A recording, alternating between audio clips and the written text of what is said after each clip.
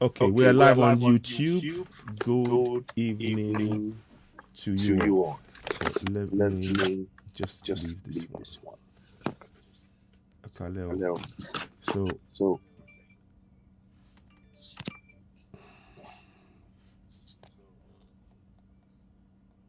one second, one one second, sec. one second.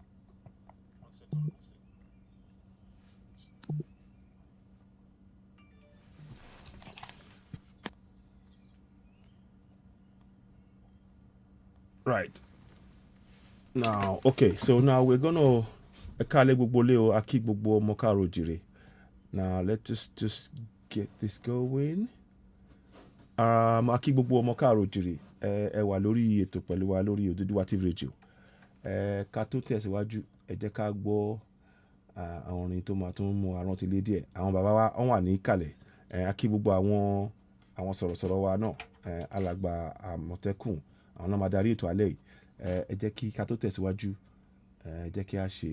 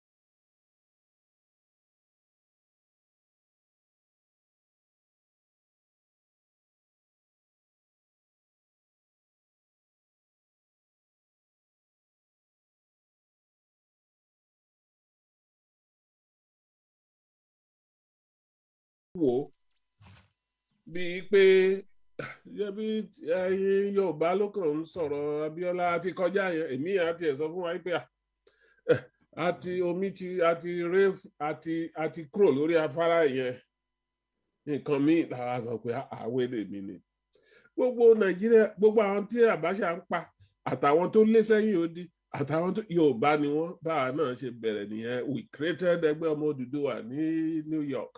That was the first organization. Then later on ẹgbẹ́ ọmọ Yorùbá in Long Island ní New York area náà. Then we created another one in Staten Island because New York tóbi. Then we now move to join ẹgbẹ́ Yorùbá, which is the National Association of Nigerians, of Yoruba descendants in North America, which includes US and Canada.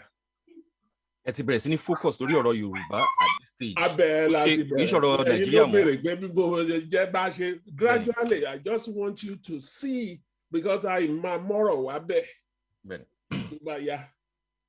Nítorí pé gbogbo wa lórí àwọn ẹ̀gbọ́n wa lórí àwọn bàbá wa orí Nàìjíríà ìlànà ẹ jẹ́ àgbẹ̀ dí Nàìjíríà ká gbé Nàìjíríà lára lẹ́rù mò ń ka speech tí Adésínà tó give níbi tí bàbá Adébóyè G.O. Redeem tó ti ń ṣe 80th birthday tó ní olóhùn fẹ́ he was glad to be born Nigerian. He wants to remain Nigerian. And he wants to die like a Nigerian. And tó bá máa padà wá sáyé, ó fẹ́ kó jẹ́ Nigerian. No man. And when you look at all that, èmi kàn ń sọ ara background tí mo fi mú wá nìyẹn because tí ẹ bá rí àwọn tó lọ fẹ́ kú torí Nigerian sí, tán dẹ̀ fẹ́ wáyé padà ní Nigeria, ẹ rí i pé àwọn tó wà nídìí ọsàn ni wọ́n rí mú bẹ́ẹ̀. Yorùbá ẹ̀ ń ṣe yẹn. tó ẹni tó bá wà nílé aṣòfin tó ń gba 13 million every month á ní kò sí nǹkan tó dáa ju Nàìjíríà. Ó ti gbàgbé pé àwọn gan tó ti rán lọ sí gbogbo ibi tó ń sọ yìí gbogbo wọn ló ń kú ń ta tẹ́bí ń pa àwọn ọmọ wa ń sìn ọmọ 17 years ọmọ 15 years ó ti ń ṣe oògùn owó ti ń pààyàn tó fi ń ṣe oògùn owó bí ò sí nígbà tiwa ṣùgbọ́n ẹ̀jẹ̀ àfibẹ̀ yẹn lẹ̀. So ìgbà yẹn láti focus lórí ọ̀rọ̀ Yorùbá nítorí pé a wá rí i pé àwa Yorùbá àwa la mú lérò àwa la mú Nàìjíríà ń dúró nítorí pé until now Yorùbá ò tí ni wọ́n fẹ́ kúrò ní Nàìjíríà torí a máa ń sọ pé bàbá rìn tá pọ̀ yíyẹ ló yẹ èèyàn nǹkan tí Yorùbá máa ń sọ nìyẹn yíyẹ ló yẹ èèyàn tá a bá jò tọ́ la pé 200 million which of course pé 200 million bẹ́ẹ̀ tó bá jò tọ́ ni tó ní tí táwọn kan bá ń ṣe tiwọn nǹkan tó wà ládùúgbò yín kẹ́ máa fara mu kẹ́ máa túra yín ṣe nǹkan á dáa ṣùgbọ́n a wá rí i pé àwọn tá a jọ ń gbé àwọn tó ń jọ dà wá pọ̀ kì í ṣe èrò wọn sí wa ni wọ́n èrò wọn yàtọ̀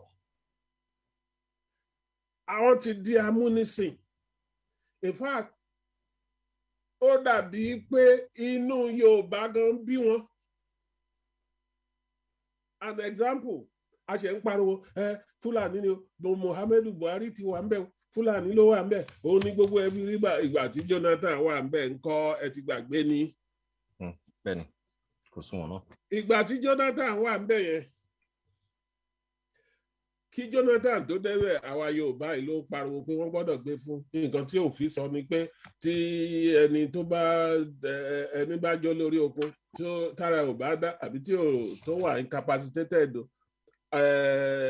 ẹni tó bá tẹ̀lé kì í ṣàṣe Yorùbá ni Jonathan gbà yẹn àwa ló ń jà kítakíta gbogbo àwọn the leading lights ní Yorùbá land la lọ sọ pé wọ́n gbọ́dọ̀ gbé fún ìgbà tó máa gbéjọba fún Jonathan kan mo kàn ń rán yín létí ni àwọn tó ti gbàgbé torí some of us a kì í pẹ́ gbàgbé ọ̀rọ̀. bẹ́ẹ̀ni. ìgbà tó ń bá gbéjọba the first 20 position ní Nàìjíríà nígbà Jonathan yóò bá òsì mbẹ táwọn tó yàn. bẹ́ẹ̀ni. anyamanyam ó fẹ́ lè má yí ọrùn ẹ̀ bó ṣe yí ó tó. so gbogbo wọ̀nyí àwa yìí ló jẹ́ bí kinní àwọn kan máa ń sọ pé Tinubu òun ló kó Yorùbá no Yorùbá ti wá rí nígbà yẹn pé anybody máa dáa ju ẹni yìí. Tinubu kàn jẹ́ sábàbí ni ó kàn jẹ́ sábàbí náà ló wá pé ayé á lọ bí. But at the point tí kí Tinubu tó dé Yorùbá ti ń wo pé ṣé ọdún 6 lọkùnrin fi wà ṣé àtúnlò ọdún 4 míì tí ó jẹ́ pé àkàn máa wòran nílùú ní ẹni tó jẹ́ pé a fi síbẹ̀ tó Yorùbá gan fúnra ẹ̀ ti ń ṣùgbọ́n eléyìí tó wá ṣe ni láàánú ní pé pẹ̀lú gbogbo bí Yorùbá ṣe ní ẹjẹ́ tó ń try àwọn ti Buhari ti àwọn òkè lọ́hùn tí Buhari náà bá débẹ̀ tí ẹ̀gán tó ẹ̀dún fẹ́ ju ti Jonathan ìyẹn lẹ́fi máa mọ̀ wípé orin 308 èyí tó bá jẹ́ African ló kọ fún wa yọ ní Christian ẹ má tí ì wá sí mi nítorí pé àárín ọ̀tá lẹ́wà Christian má ṣe jáfara àárín ọ̀tá ló wà. so ẹni bá mọ àárín ọ̀tá ló wà máa ṣọ́ra kó mú Yorùbá kúrò àbí kó mú Christian kúrò kó fi Yorùbá sí ìgbà ẹ lọ́rọ̀ Nàìjíríà jẹ́ máa yé yín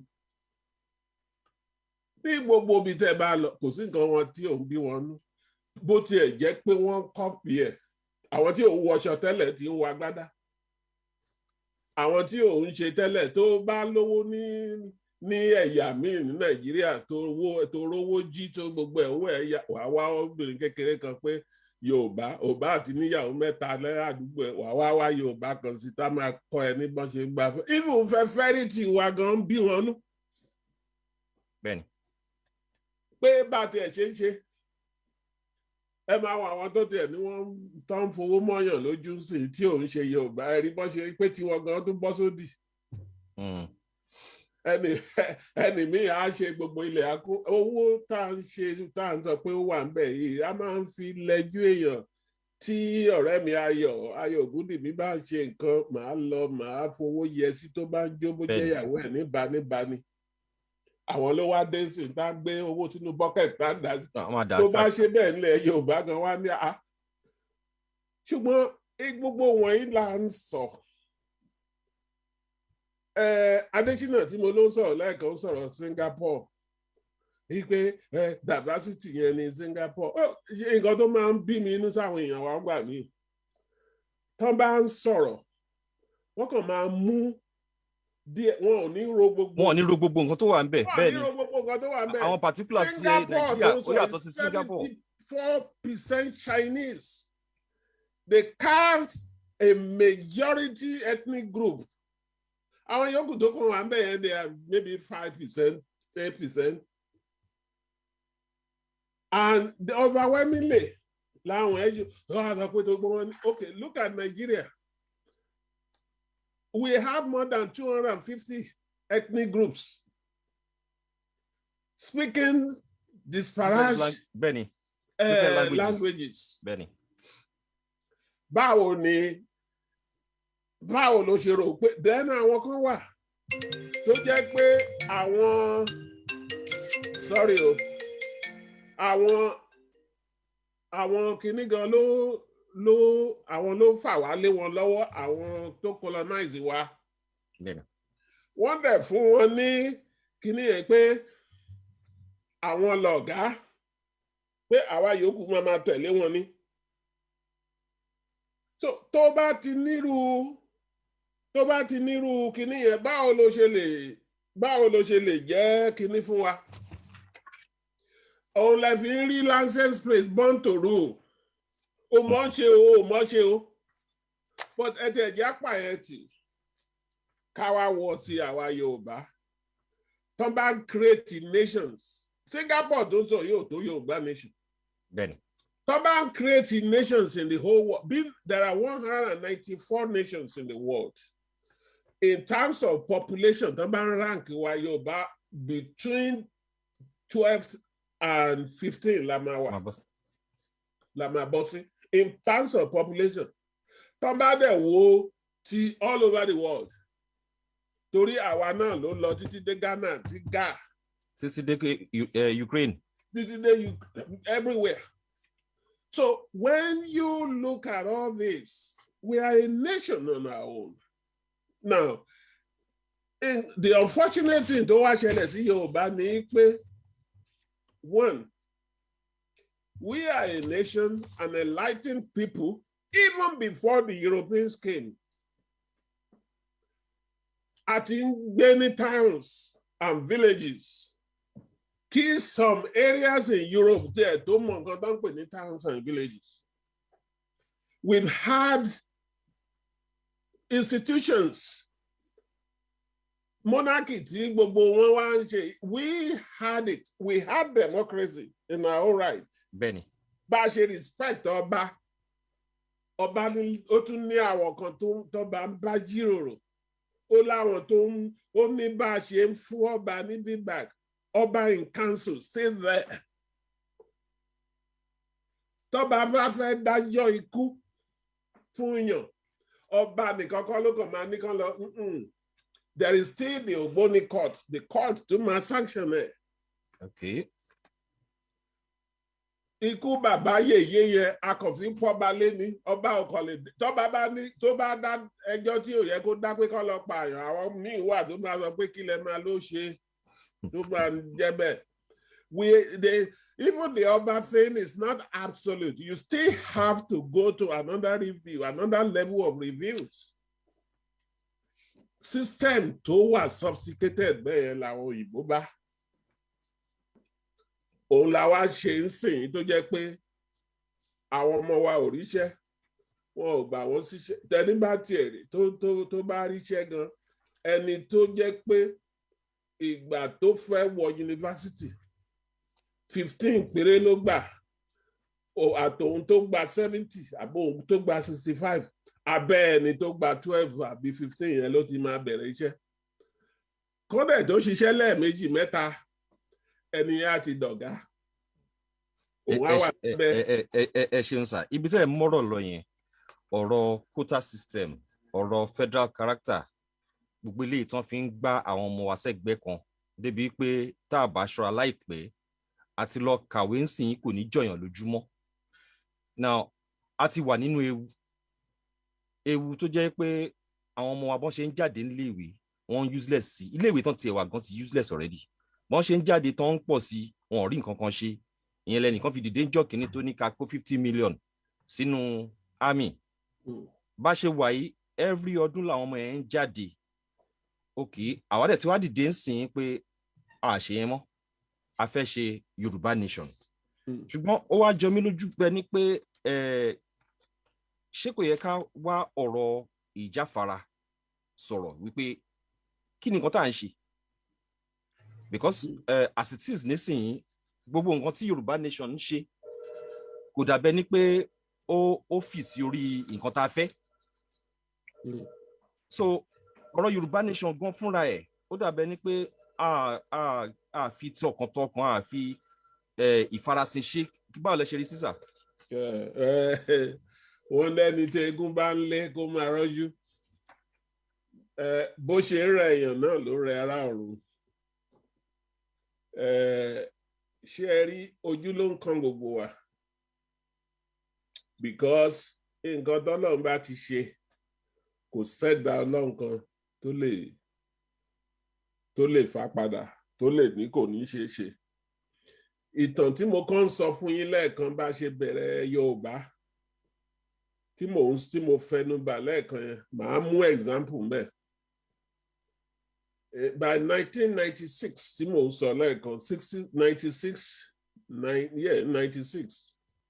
a wò ó pé a ní láti gbáradì fúnlẹ̀ Yorùbá torí ibi tọ́rọ̀ June 12 ń lọ ńgbà yẹn ó ti ń dé stage. A wá bẹ̀rẹ̀ nǹkan kan tá à ń pè ní ẹgbẹ́ ọmọ Yorùbá ńgbà yẹn autonomy certificate. Autonomy certificate yẹn gbà tá launch ẹ̀ bá a ṣe launch ẹ̀ ní pé àwọn èèyàn máa rà á wàá keep certificate yẹn when the time comes ẹ lè cash it in as a form of investment gbígbé ká fi raise owó fún àwọn kan tá a ní ṣe ń gbà yẹn. Àwọn kan ní ẹdẹ nìyẹn o ẹ ti fẹ́ káàbù Yorùbá kúrò ní Nàìjíríà. That was 1996. Lára àwọn Yorùbá náà bíi tiwa ni o. Lára ní òkè bá a tiẹ̀ máa lọ bá a tiẹ̀ ní lọ a ní ìdí owó torí tá a bá máa confront military tó wà mẹ́ẹ̀ a máa ní ìdí owó náà. Àwa dàbí ọgbọ́n wípé tó bá jẹ́ pé adọ́dọ̀ àwọn tó gbà yí pé Yorùbá ti tó àáfilẹ̀ tó bá ti dé bí tó ti sọ pé autonomy o autonomy doesn't necessarily mean yí pé a fẹ́ kúrò Nàìjíríà. Autonomy may mean nǹkan tó wá ń pè ní restructuring sí i pé we want to control our geographic areas, which is actually what self-determination, self-determination, and even the other ones, restructuring. Ben. You want to control your geographic area, you want to control the politics of your area. With your the Yoruba political leadership and decision-making is in the hands of outsiders. Bẹ́ẹ̀ níná lè sọ pé ẹ fẹ́ ṣe ná fúnra yín bí school yín ò dá lè ní school tá tiẹ̀ ní University of Ife university gbogbo wọn ti gbà lọ́wọ́ wa wọn school tó jẹ́ pé owó Western Region náà fi ṣe rédíò WMBS tó jẹ́ owó wa náà fi ṣe by 1959 the federal government ló lóun ní sìn gbogbo nǹkan ó ṣe Daily Times was actually taking over gbogbo institutions wọ̀nyẹn. So in which case, we've always had, we egregiously ní àwọn tó wà ní center tó ọ̀dẹ̀ ṣe Yorùbá bẹ̀rẹ̀ sí take on our institutions with the connivance of people like Olusegun Obasanjo. So when you see things like that, òun ló bá wa débi pé abẹ̀yìn arọ̀yìn ẹ jẹ́ ká restructure. The agreement at independence was that this was going to be a federation of equals. Oníkálukú á lọ sáyé ẹ̀.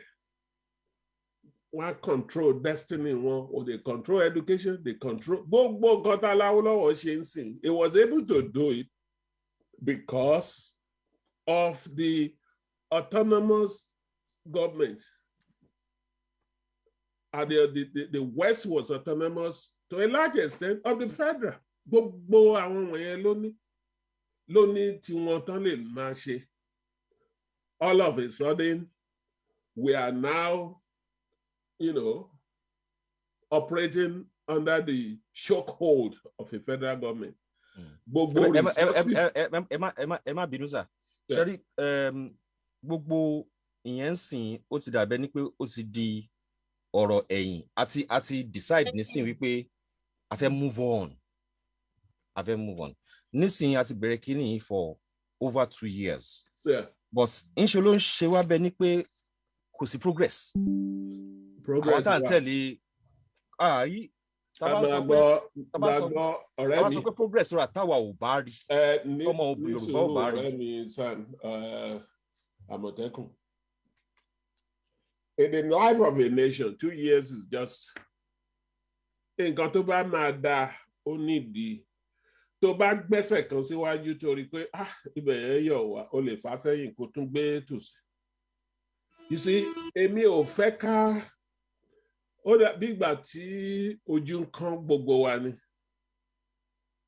I'm not saying pé ó dà bẹ́ẹ̀, but to have a solid foundation, we need to ṣe rí pé àwọn tí ẹ̀ ń fira yín wé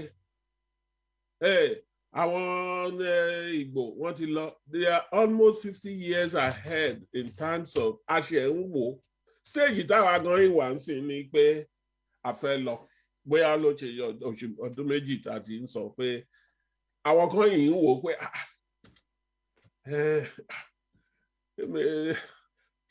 ṣé bí a ṣe máa lọ nìyẹn.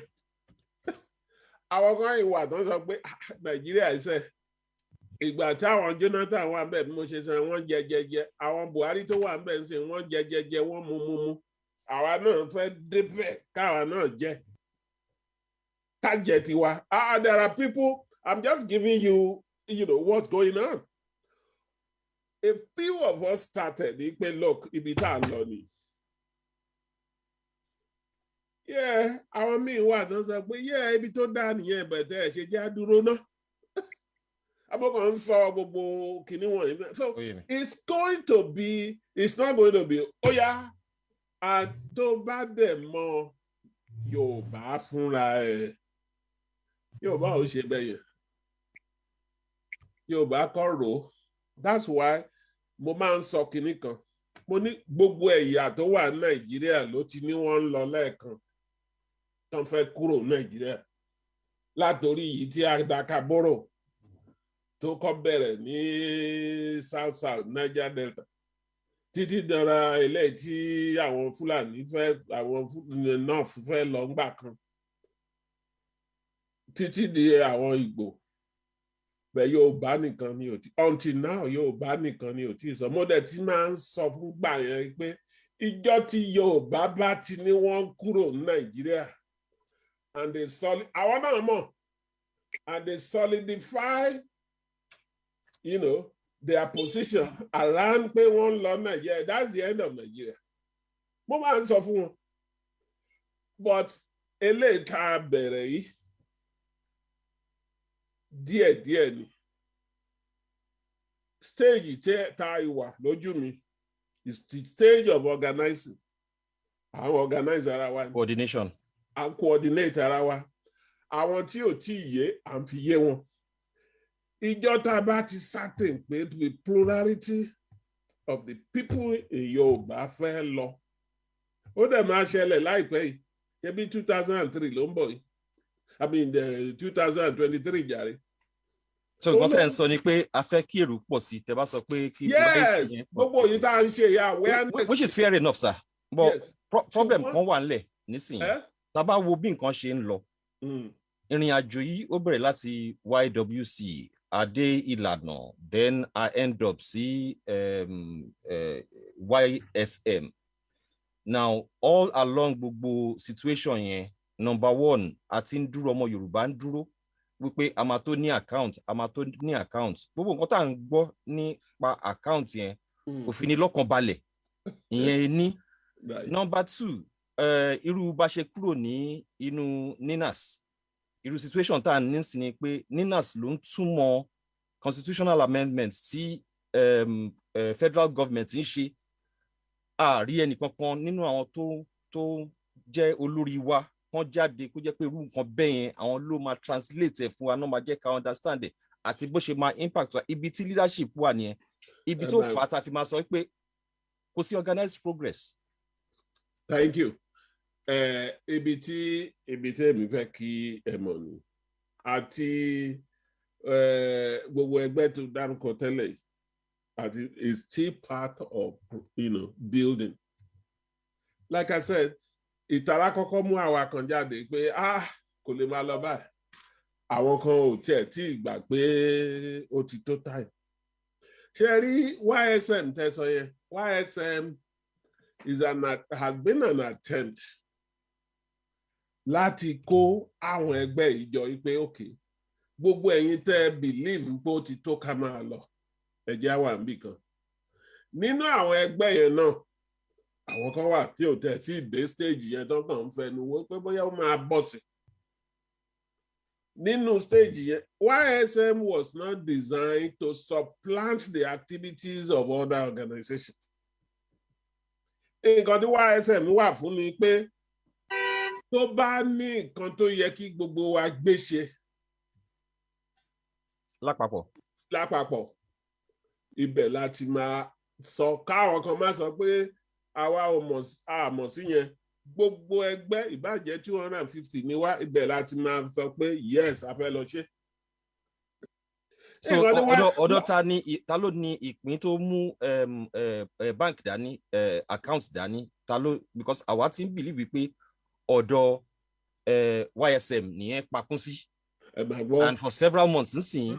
máa gbọ́ several months you say yóò bá ṣòro and reason tí mo á bẹ̀ sọ reason tí mo fi sọ bẹ́ẹ̀ tí n bá lọ sìn kí n lọ gbé kíní ó yẹ ká ti ṣe àkáǹtì à ń dájú tí mo ní òkè àkáǹtì dé ó lè jẹ́ Àmọ̀tẹ́kùn ló máa lọ pé ó ṣe jẹ́ Bánjí Ayélóge gan ló máa lọ dúró sí di àkáǹtì so nǹkan tá à ń ṣe ń sìn ní pé à ń ṣa àwọn àgbààgbà Yorùbá àwọn tá a lè fọkàn tán àkó wọn jọ.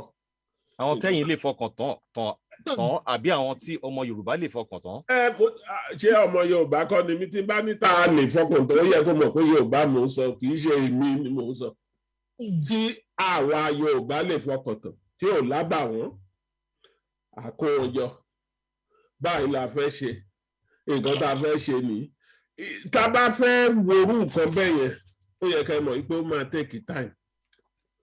Kì í ṣe what we don't want to do ni pé ká gbé kalẹ̀ tán ká máa tún rí ẹgbẹ́ mọ́ àwọn tí ò tí ì fẹ́ lọ tán fẹ́ jẹ díẹ̀ ní tán fẹ́ pọ́n bẹ̀ ládìẹ̀ wà mẹ́ wọ́n á blackmail wa náà àwọn tí ó ní restructuring làwọn wọ́n á so we need to come out with something tó wà almost kò sí ìran tó lè wà foolproof láyé but it has to be foolproof.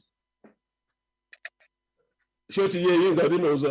So tá bá tiẹ̀ ní sùúrù díẹ̀ sí yẹn ó bẹ́tà ju ìgbà tá bá sọ tán tí gbogbo ẹ̀ tó jẹ́ ní pépà ló máa tún wà tí àwọn blogger máa ní báyìí ni nǹkan tá à ń try láti ṣe nìyẹn. Ok, ká tó kúrò lórí ọ̀rọ̀ yìí sà mo kàn fẹ́ gbé nǹkan kan lẹ̀ number one nǹkan méjì number one Lady B wà láàrin wa ó dẹ̀ yẹ ká jọ máa host kínní ni sọ̀rọ̀ pọ̀ ó ṣe díẹ̀ kó tó wọlé. Lady B, over to you tó bá ní any question kí n tó padà wá béèrè question yẹn lọ́wọ́ yín. Okay, ẹ ṣeun sà. Dáàdi wa mo kí yín o. Inú wa dùn pé a pè yín ẹ̀dẹ̀ jẹ́ wa. Ọlọ́run á jẹ́ kẹ́ ẹ pẹ́ fún wa lágbára Ọlọ́run. Thank you. Gbogbo ọmọ Yorùbá tàtà náà. Lórí ọ̀rọ̀ tí à ń sọ lọ́wọ́lọ́wọ́, dáàdi wa ẹ má bínú. Because ọ̀pọ̀lọpọ̀ gbogbo àwọn ọmọ Yorùbá gẹ́gẹ́ bí ọ̀rọ̀ tí Àmọ̀tẹ́kùn sọ lẹ́ẹ̀kan pé ọ̀pọ̀lọpọ̀ ti ń retí wípé kí àwọn ọmọ Yorùbá pàápàá jùlọ àwọn tá a jẹ́ sọ̀rọ̀sọ̀rọ̀ ká ti introduce account sí àwọn ọmọ Yorùbá and information tá a dẹ̀ gbọ́ òun ni wípé àwọn YSM tá a mọ̀ sí Yorùbá Self-Determination Movement pé àwọn ni wọ́n ṣiṣẹ́ lórí account yẹn and a dẹ̀ ti retí àti ẹ̀mọ́ nǹkan tá a fẹ́ sọ fún àwọn èèyàn mọ́ òun ni àwa ọmọ Yorùbá ṣe nítò ó dà pé a ní láti pe ẹ̀yin tẹ́ jẹ́ bàbá wa gẹ́gẹ́ bí vice chairman ní Yorùbá Self-Determination Movement. Exactly láti pè yín pé tó kẹ́ wá báwọn ọmọ Yorùbá sọ̀rọ̀ láti lè jẹ́ kí wọ́n mọ ibi tá a dé dúró àti ipò tí àwọn Yorùbá Self-Determination tí wọ́n wà. Mo máa tún fi question eléyìí sí kí a tó tẹ̀síwájú sà. Àwọn gúrùpù kọ̀ọ̀kan wà tí àwọn náà ń sọ̀rọ̀ lórí wípé àwọn ń gbọ́ nípa Yorùbá Self-Determination àmọ́ àwọn ò sí lára wọn. Ìbéèrè tí mo á fẹ́ bi dáàdi wa léèrè òun ni wípé Yorùbá Self-Determination Movement tá à ń sọ yìí ǹjẹ́ bí gbogbo ẹgbẹ́ tó ń jà fún ìjàngbara ṣe pọ̀ tó ṣé gbogbo wọn pátá ni wọ́n wà involve nínú ẹgbẹ́ yìí? Ẹ ṣeun sí. O ṣe Lady B ọkùnrin bí obìnrin bí ọkùnrin. Ṣé rí mo fẹ́ kí ìbéèrè yìí ó so simple. Number one, tá bá tiẹ̀ wá láti ìletò kan sábà ń ṣẹgbẹ́ wàrẹ̀ ń táṣà òun ò ṣe ìdá ó ń fi pé òun ò tẹ́ni tó ń ṣẹgbẹ́ ni àbúrò pò ń jù wá lọ ni àbó lòun ṣe ó yẹ òun kì í ṣe kínní YSM èmi mọ̀ yí pé nǹkan tó fi gbé YSM ni pé tó fi gbé kalẹ̀ ní pé gbogbo àwọn tó fẹ́ ja ìjà ìgbára ẹni lẹ̀ kó wá darapọ̀ mọ́ ṣùgbọ́n mo mọ̀ yí pé kì í ṣe gbogbo wọn náà àwọn tó ń sọ ládàrápọ̀ lẹ́ẹ̀kan ìmí lè sọ pé wẹ́ẹ́ káàtì ẹ̀ máa wo nǹkan tó ń ṣe ìmí lè sọ pé òun gan lágbára ju gbogbo àwọn tó fẹ́ parapọ̀ kò síjà níbẹ̀. Like I said before, YSM is not designed to supplant the activities of individual organizations. No, ìwọ̀n náà bá ń ṣe tẹ́lẹ̀ lọ́tọ̀ ẹ mọ̀ pé ẹ máa ṣe ṣùgbọ́n téèyàn kan bá ní òkè o ẹ jẹ́ ẹ ṣe àpèjúwe kan tí ò wà controversial tẹ́gbẹ́ kan bá dé sí pé ṣe ló yẹ ká kóra pọ̀ ká lọ máa demonstrate níwájú Whitehall ní Britain pé nǹkan táwọn lọ́wọ́ sí nìyẹn wọ́n á mú wá ní ẹgbẹ́ tí gbogbo wa bá ti ní yes nǹkan tá máa ṣe nìyẹn à á support wọn gbogbo wa lálọ́bẹ̀ ẹni tá bá ráyè gbogbo wa látọwọ́ sí nǹkan tá dẹ̀ máa sọ nìyẹn nǹkan tí YSM wà fún nìyẹn kì í ṣe pé torí pé YSM wá wà o ẹgbẹ́ àwọn ẹgbẹ́ torí pé wọ́n ṣe YSM ní àwọn olórí ẹgbẹ́ méjì nínú àwọn ẹgbẹ́ yẹn lọ ní kó máa wá sí ìpàdé yẹn kẹ́dà mọ́ o ó dàbí ni pé àwa gan-an lọ́pọ̀ nù wa ni ò mọ nǹkan tí YSM jẹ́ nítorí pé tó bá ní kí olórí àtàtẹ̀lé for instance tó máa wá sí YSM nǹkan tẹ̀yìn ṣe nínú ẹgbẹ́ yín la fẹ́ kẹ́ máa wá sọ fún wa pé ká fi wò ó pé bóyá nǹkan tí gbogbo wa lè ṣe ni kì í ṣe pé kẹ́yìn náà wá fẹ́ gbẹ́ yín lẹ̀ kẹwàá ní YSM ló ń ṣe nǹkan sí àwọn kan tí ẹ ti wà tó ń gbọ́ nǹkan tó tà ń gbọ́ àwọn ẹgbẹ́ mi wà tí ò tiẹ̀ ṣèpàdé mọ́ torí pé ó ní YSM ló wà kò yẹ kó rí bẹ́ẹ̀ rárá nípa àkáǹtì tẹ̀ ń sọ yìí ẹni sùúrù náà là máa ní nítorí pé tá a bá lọ ṣe ẹsẹ̀ gbé nǹkan tí ó máa dálẹ̀ ojú nǹkan tá à ń try láti ṣe náà ẹni sùúrù ṣé tó kí tiẹ̀ ok mo wá ń gbọ́ sí i àkáǹtì landrome kí ni ṣé àtẹ̀níbẹ̀ni ní tó àtàná bá nà án orí kò rí bẹ́ẹ̀ nǹkan a ní kí nǹkan tẹ́ bá ń ṣe nínú ẹgbẹ́ ẹ máa ṣe lọ ìjọ tí kò tẹ̀ ní pẹ́ mọ́ ìjọ tá a bá rẹ́dì gbogbo yín la máa pè wá pé òkè bá a ṣe ṣe àkáǹtì ni bá a ṣe ṣí ni. ẹ ṣeun sà. yes. n tó fà á ni pé àwa náà ń tẹ̀lé nǹkan months ago bàbá Adéníran Professor Adéníran Adéwálé Adéníran wọ́n sọ fún wa pé in a matter of weeks. yes. a ti gbọ́ tẹ́yìn náà jáde lórí program kan tẹ́ sọ pé weeks. right.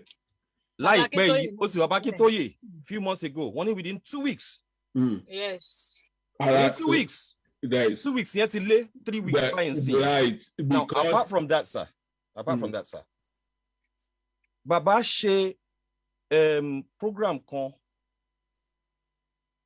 kò tí pẹ́ jù náà tí wọ́n lọ sí another group tí bàbá sọ pé àwọn highly recommend this account fún Yorùbá Nation.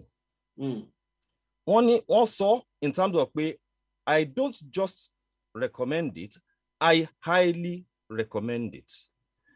Now, in a way, ọkàn wa ti balẹ̀ wípé nígbà yẹn pé now we're in business. Irú àwa media presenters ń sìn a lè máa concentrate wípé ó yá ẹ máa dáwó síbẹ̀. But shortly afterwards, la realize wípé nǹkan kan ṣẹlẹ̀ láàrin àárín yẹn. And nobody came out to report to ọmọ Yorùbá wípé nǹkan báyìí ló fà á o. Nǹkan báyìí la rí o.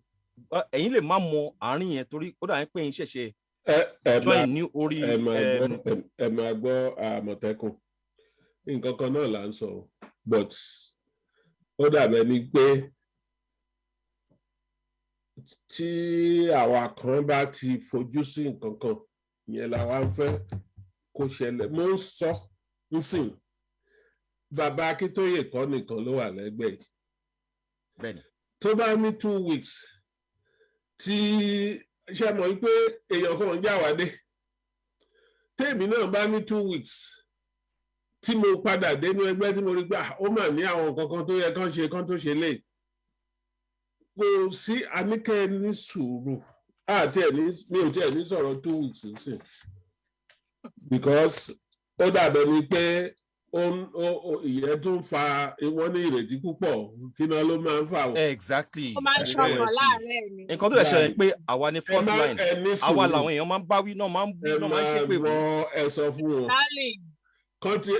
ṣé bó owó là fẹ́ owó náà fẹ́ contribute kì í bàjẹ́ lápò èèyàn kì í ṣe ọ̀gẹ̀dẹ̀ náà fi síbẹ̀ kábà ló máa pọ́n ó máa rà kán tọ́jú ẹ̀ bẹ́ẹ̀ níjọ́ tá a bá mú síbẹ̀ wọ́n á fi sí àlà máa lọ́ọ̀ṣì ẹ̀ ìjọ́ tá a bá máa lọ́ọ̀ṣì ẹ̀ gbogbo yìí náà ló máa wà níbẹ̀ kí tẹ̀ ẹ́ sórí amóhùnmáwòrán láti máa lọ́ọ̀ṣì ẹ̀ all over the world ni ọlọ́ni tá à ń gbéyàwó bọ̀ wá bá kí ó yẹ kó máa garùn nǹkan tí mò ń sọ fún yín. ìgbà mélòó ni ká dúró dè tá a bá ká tún pè é padà. kí la fẹ́ ṣe ń sìn tó jẹ́ pé àti lè ṣe nínú àwọn ẹgbẹ́ tá a ní. nǹkan tó ṣẹlẹ̀ ni pé tí irú mi bá sọ pé mo fẹ́ máa fi owó oṣù mi sí lóṣooṣù àti mi so many oṣù nìyẹn. ọmọ Yorùbá dẹ̀ ti fọkàn sí pé àwọn fẹ́ gba Yorùbá nation wọ́n ti. àmọ̀tẹ́kùn ní sùúrù sórí owó oṣù yẹn mo mọ̀ pé kì í ṣàbẹ̀ pílò ló ń kó sí bó tẹ̀ jábẹ́ pílò ló ń kó owó oṣù ẹ sí gan mo mọ̀ pé ó sì kí ọ̀ ló ṣe ń kó bẹ́ẹ̀ ká tó sọ pé ó lè máa ya máàkì síbi kan náà pé ìjọ máa mú síbi mi ò ní àní ṣe àkáǹtì nǹkan tó ní tiẹ̀ ń sọ ni pé perhaps happen on it is part of the drawback because gbogbo ibi tí èèyàn bá lọ sí instead ká tẹ̀ sọ nǹkan tó ń lọ ìjọ wo lẹ máa lákàntì ní kìíní mo ní kẹ́ ní sùúrù tá a tẹ̀ ní kẹ́ ní kì í sùúrù tó lọ́jọ́ ni o mo dẹ̀ ń sọ mo dẹ̀ fẹ́ fi dá yín lójú pé ìjọ́kíjọ́ tí àkáǹtì yẹn bá máa jáde ẹ̀yin náà wò wípé okay this is the reason tí àkáǹtì yìí tó fi dàbẹ̀ ní kó pẹ́ kí yẹ pé bóyá èèyàn kan ní àkáǹtì no but the debate has always been the way it's going to come around. tí òun ni mò ń sọ ká ní okay irú àwa bíi márùn tó wà níbí àbí mẹ́fà yìí káníkàlà kọ́ àkáǹtì nísìnyí kí lè di bí lady b ò lọ kákan kó máa lọ open account kó mú Àmọ̀tẹ́kùn àti Ògúndì mú dání èmá lè dé pé àwòrán mi ni kí ló yẹ tó jẹ́ Àmọ̀tẹ́kùn ló máa mú dání but we want to do it in a way that will be acceptable to at least a very good percentage of our people. Lè torí ìyẹn káwá nítorí pé àìwá account is very simple. It's very simple to have, but we also want to make sure if like Caesar's wife, we are above board. That is exactly what we are saying. Kí ni essence àti ní àkáǹtì tó máa jáde sí Àmọ̀tẹ́kùn máa bọ́ sí sórí wavelength sáà náà pé àtẹ̀mọ́ ń pa ẹ̀.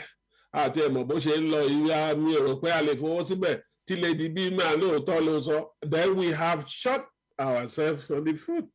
We need to do things that will not only appear to be above board, it will be above board in our communication. tó bá tẹ̀ lẹ́ni táwa sọ pé orí kan máa ń bẹ̀ kò lè ju 5% of 5%, and we think that is much more important than rushing out an account. And adẹnikẹ́ni sùúrù even the association is still growing. The fact that Molatima explained YSM is not an organization per se, that is kì í ṣe organization okay, YSM làwọn kówó fún. No, it's an organization of organizations. So it's like the United Nations of organization. And so we need to make sure àgbèjókòó bẹ̀rẹ̀ tó bá ti jókòó tó ń gan fún àyè bá ti fẹsẹ̀ múlẹ̀ ìgbà yẹn lẹ́yìn tó máa proud of it. Okay, account tí bàbá sọ fún wa pé wọ́n ti recommend, mo fẹ́ assume pé mọ̀ ń pa ẹ̀. mo fẹ́ máa rò wípé mọ̀ ń pa account tí bàbá Professor Akintoye tí wọ́n recommend at one point. Okay. Mo fẹ́ assume pé mọ̀ ń pa ẹ̀. I don't know. Àmọ̀tẹ́kùn ẹ jẹ́ kí ọ̀rọ̀ tẹ́ sọ yẹn lẹ́yìn ṣe rí àwọn èèyàn gan ti ń béèrè question yẹn gan pé kí ni pàtó nǹkan tó ń dí àkáǹtì lọ́wọ́, and àwa fúnra wa dẹ̀ ń gbọ́ wípé wọ́n ti yan àwọn ìgbìmọ̀ àwọn welfare tí wọ́n ṣiṣẹ́ lórí àkáǹtì yẹn, àmọ́ tó jẹ́ pé pàbó náà ló ṣì ń já sí. Dáàdì wa ẹjọ́ á fẹ́ kí ẹ bá wa ṣàlàyé fáwọn èèyàn wa, ṣé àwọn tí wọ́n yàn síbẹ̀ tí wọ́n ní kí wọ́n ṣiṣẹ́ lórí àkáǹtì yẹn fún wa, ṣé wọn ò tó iṣẹ́ yẹn ṣe ni, àbí kí ni nǹkan tó ń ṣẹlẹ̀ gangan, kí ni pàtó nǹkan tó ń dá àkáǹtì yẹn dúró? Ìdí táwọn èèyàn dẹ̀ ṣe ń béèrè lórí àkáǹtì yẹn ni wípé gbogbo ohun tó ń ṣẹlẹ̀ ní ilẹ̀ Yorùbá kò sẹ́ni tó dùn mọ́ nínú. Wọ́n ní ení èjì ẹ̀ta òun ló ń di odidi. Òun làwọn èèyàn fi ní tá a bá gbé àkáǹtì sílẹ̀, iyekíye tó ní kálukú bá ní tí wọ́n bá ń fi síbẹ̀, at least lóòótọ́ a mọ̀ wípé a ṣì wà ní àsìkò tó jẹ́ wípé a ṣì ń coordinate ara wa, but a ṣì nílò owó fún àwọn a ní a fẹ́ ṣe awareness nísìn, àárí owó tá a fẹ́ fi ṣe àwọn ìpolongo nǹkan bẹ́ẹ̀ yẹn, ìjàngbara tá a dẹ̀ ń wò yìí a nílò owó púpọ̀.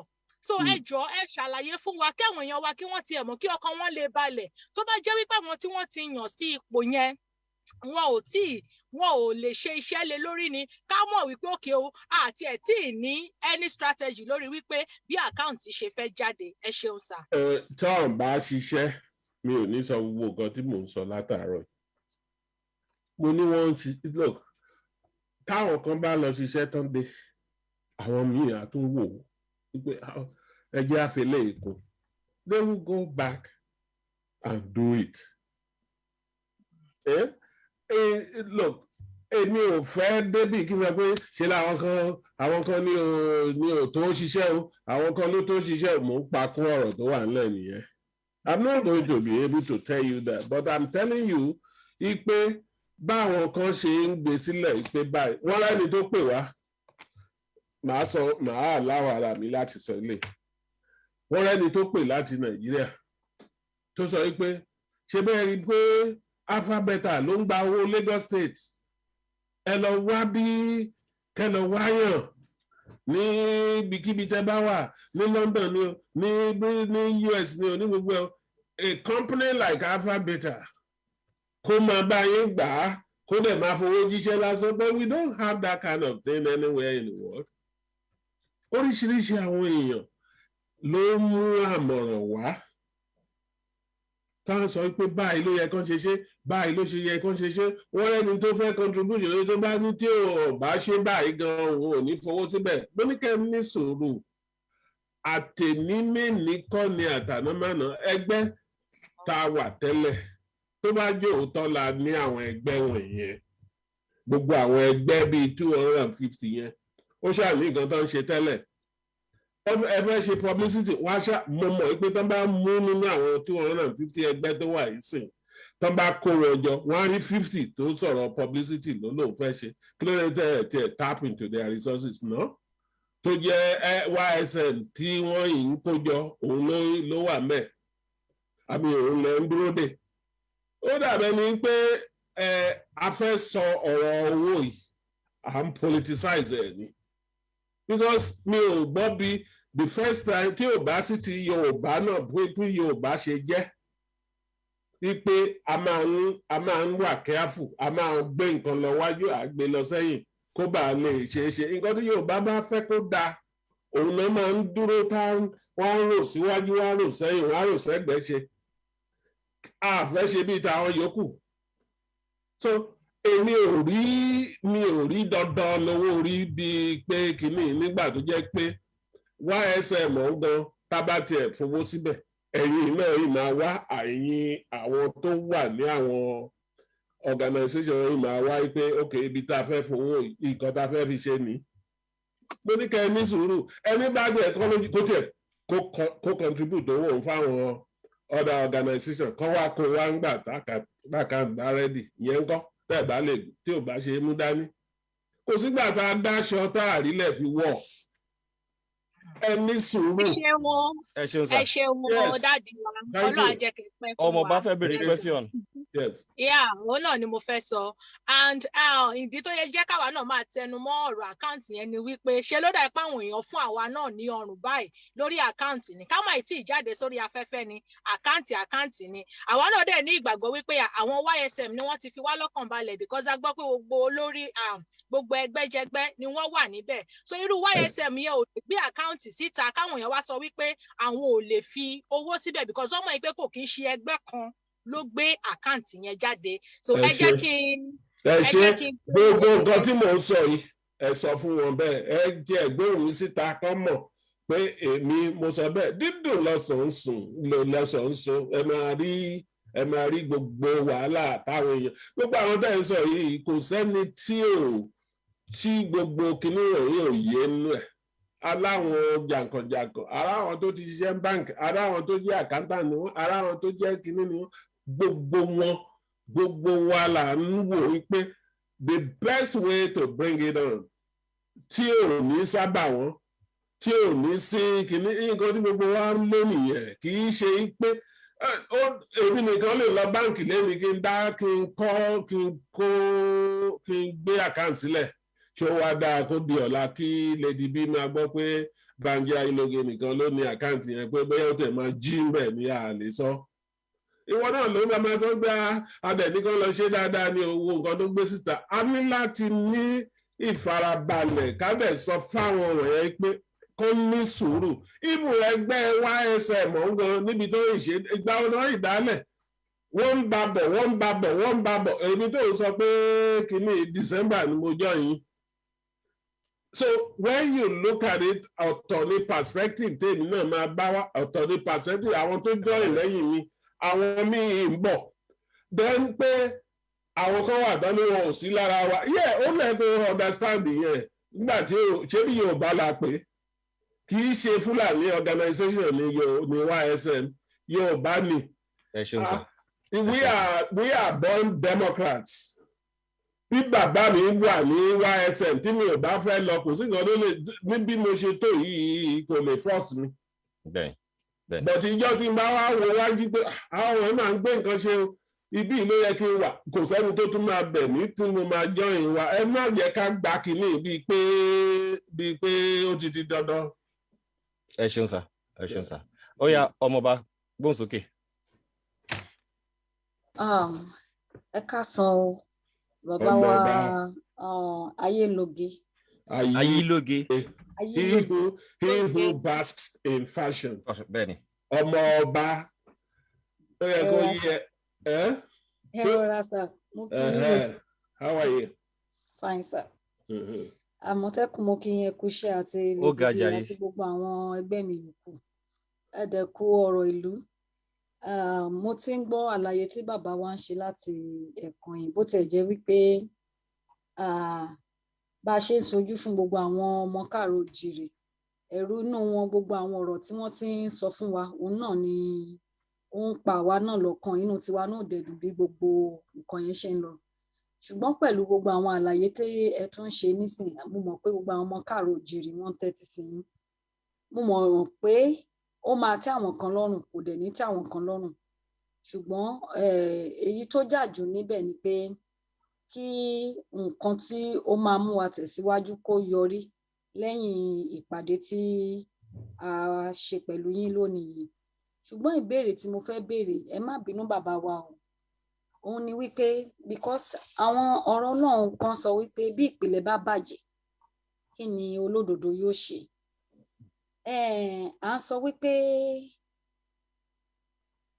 a fẹ́ tẹ̀síwájú nínú òmìnira Yorùbá gbogbo nǹkan tí ẹ̀dẹ̀ ń sọ fún wa látàárọ̀ lórí pé ká farabalẹ̀ ká ní sùúrù nípa ti owó kò sí nǹkan kan tá a lè ṣe nípa ti owó èmi wá fẹ́ béèrè because foundation tó matter òun ni central body yìí kí ni structure tí wọ́n put sílẹ̀ because bàbá wa ẹ̀ ń ṣàlàyé nǹkan kan lẹ́ẹ̀kan wípé káwọn ẹgbẹ́ kan máa ṣe títí wọn lọ pé àwọn ẹgbẹ́ sì ń ṣe nǹkan kan ṣùgbọ́n àwọn ẹgbẹ́ tó ń ṣe nǹkan kan yìí náà a ti ń rí àwọn repetitions of iṣẹ́ repetitions of effort tó dẹ̀ ń jẹ́ pé ó ń jẹ́ kí wàhálà yẹn kó máa lè mọ́ àwọn èèyàn lọ́rùn èèyàn dáwọ́ the same thing ní bíbáyìí ó tún lọ dáwọ́ the same thing ní another place ẹgbẹ́ yìí ń ṣe nǹkan kan tó jẹ́ pé ẹgbẹ́ mi náà tún repeat ẹ̀ gbogbo àwọ̀ àwọn nǹkan bẹ́ẹ̀ yẹn èmi fẹ́ béèrè pé ṣé structure kan ti wà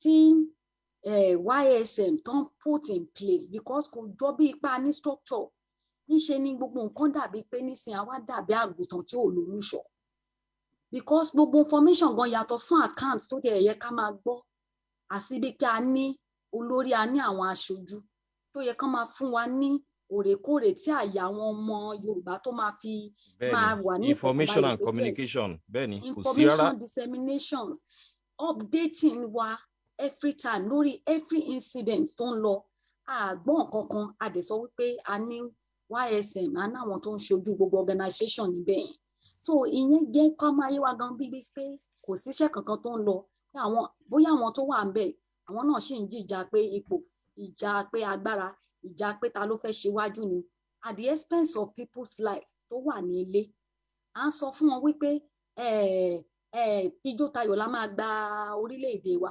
ṣùgbọ́n kò sí àpẹẹrẹ kankan tó ń fi yé wa wípé iṣẹ́ kankan lọ from anywhere ṣé structure tá a bá dẹ̀ ń sọ̀rọ̀ nípa structure ṣé structure tí àwa ń wòye wípé wọ́n ń gbésẹ̀ nípa ṣé wọ́n really gbé ìgbésẹ̀ nípa ẹ̀ bí nísìn àwọn ẹgbẹ́ wo ló wà fún security sọ wípé kán sọ fún wa níta àwọn ẹgbẹ́ wo ló wà ní ìdí administration àwọn ẹgbẹ́ wo ló wà ní ìdí welfare fún àwọn ọmọ ilẹ̀ Yorùbá àwọn ẹgbẹ́ wo ló wà ní ìdí awareness báwo ni wọ́n ṣe harmonize gbogbo wọn ṣé wọ́n ń coordinate gbogbo wọn ṣó tiẹ̀ ti wà gan kò sí gbogbo yẹn ní anybody tó ń sọ fún wa pé okay o àfi bóyá once in a while àkànrí bàbá bóyá wọ́n bá wọn ṣe prayer meeting wọ́n gbàdúrà fún wọn àárín nǹkan kan anybody nǹkan kan tiẹ̀ lọ gbogbo nǹkan bẹ́ẹ̀ ó domi sí àwọn èèyàn lọ́kàn tá a bá dẹ̀ ní pé ká máa tí a bá ní time target àbí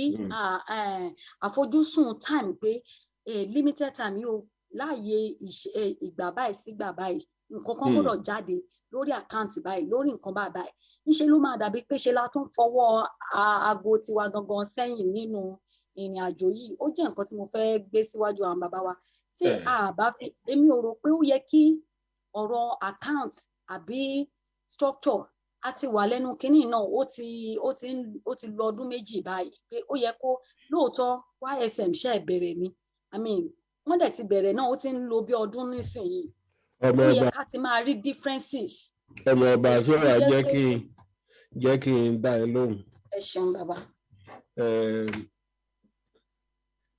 sórí èmi ò mọ bó ṣe ń pàjá lọ́bọ̀ fún yàn ṣùgbọ́n nǹkan tó bá gbọ́ lẹ́nu mi tí mi ò bá ní dá ẹ lóhùn mi ò ní sọ màá fò mi ò ní sọ̀rọ̀ tàbí kí ni mi ò ní sọ̀rọ̀ níbẹ̀ yẹn ṣùgbọ́n nǹkan tó bá gbọ́ lẹ́nu mi mo believe pé wàá lè mú dání wípé bàbá yìí sọ bẹ́ẹ̀ mi ò mọ bóyá wàá bẹ́ẹ̀ lọ́mọ yìí sọ bẹ́ẹ̀ tó bá yẹ pé ẹ̀gbọ́n mi ló jẹ́. bàbá wa ni ẹ jẹ́ o. ṣé o rí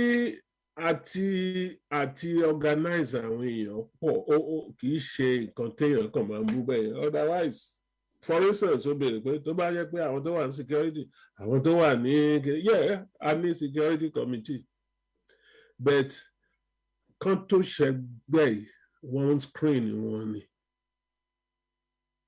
a ní publicity committee wọ́n screen wọn èmi tí mo jókòó síwájú wọn apart from pé wọ́n screen wọ́n interview wọ́n ṣe gbogbo kò sí nǹkan náà ṣe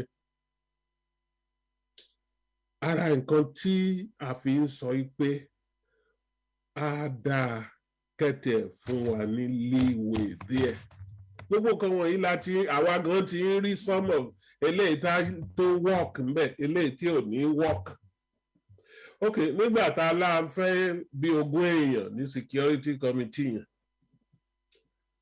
tá a ní ìwọ o Ayọ̀ Ògúndìmú Lady B Bob Sanya àti Àmọ̀tẹ́kùn ẹ lọ jókòó bí kan kẹ́ bá wa gbogbo àwọn bíi 50 people ilà fẹ́ consider fún bíi méjì yẹn ẹ bá wádìí wọn ẹ bá wò kẹ́ bá wọn sọ̀rọ̀ kí náà ṣe rí kí náà ṣe rí kí náà jẹ lánàá ta náà ń bá sọ̀rọ̀ ta náà ṣe gbogbo ẹ̀. Àmọ̀tẹ́kùn wà ní Britain Lady B wà ní Germany èbí kan ń fún yín ní country yẹn.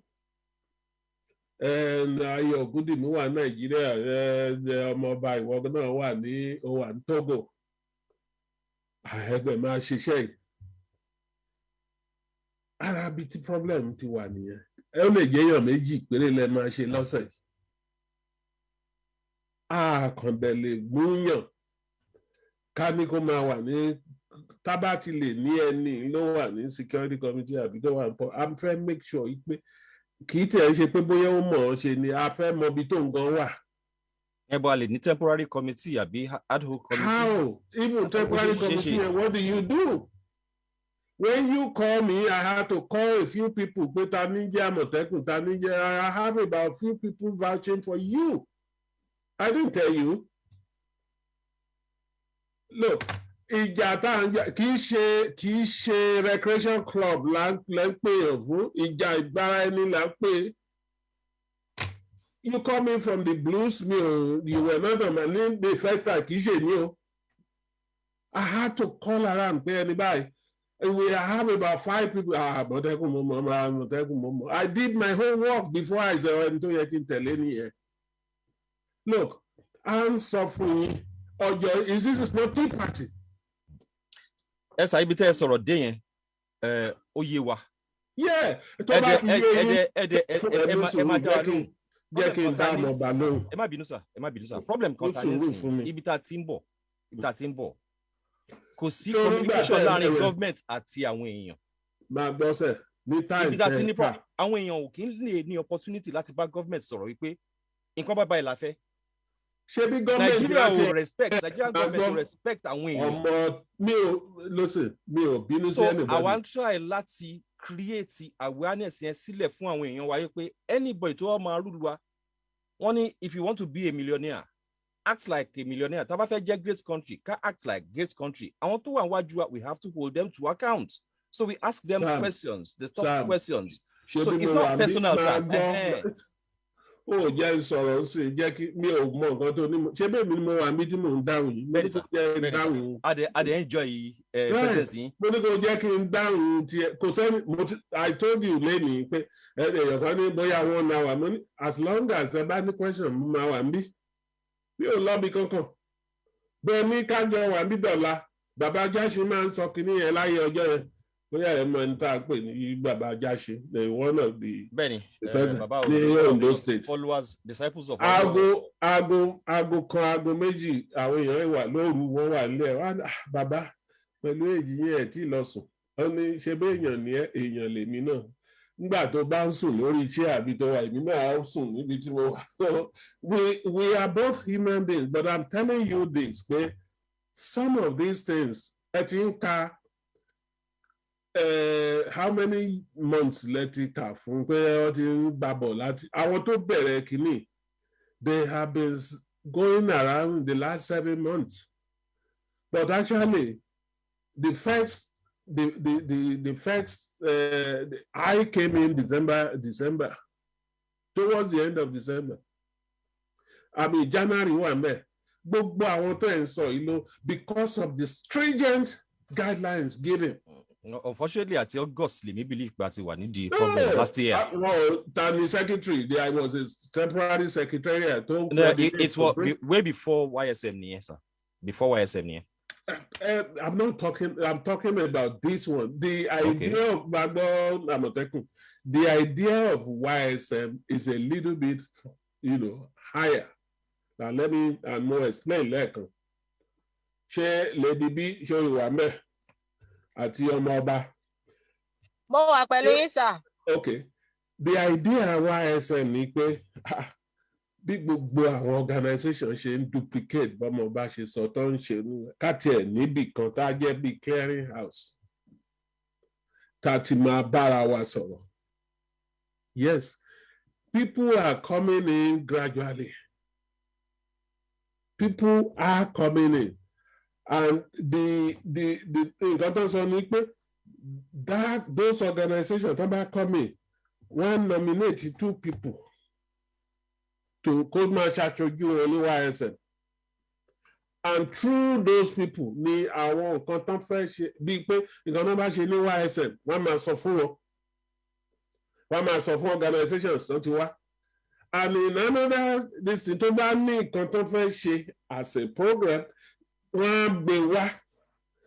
Once it's debated and approved, it becomes the general the central theme tí gbogbo wa máa follow. Now, a situation like that will entail pé there are certain committees tó kí n sọ fún yín, there are certain committees tó yẹ pé kò tí ì jẹyàn méjì tó wà mẹ́.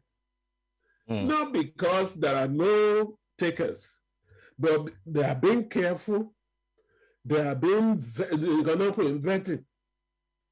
They want somebody, okay, Lady B, Lady B from Adam. Somebody Lady B, number 1, number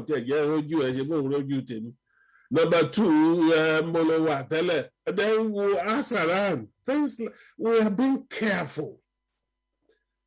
And some of the people tó jẹ́ pé wà ń bẹ wá Nàìjíríà, ẹni a ní wọ́n á pè ó lè jẹ́ mo wà ń bí o la máa gbọ́mọ network á lọ, but those are all things that can be in fact mi ò fẹ́ sọ tẹ́lẹ̀ bẹ́ẹ̀ máa sọ.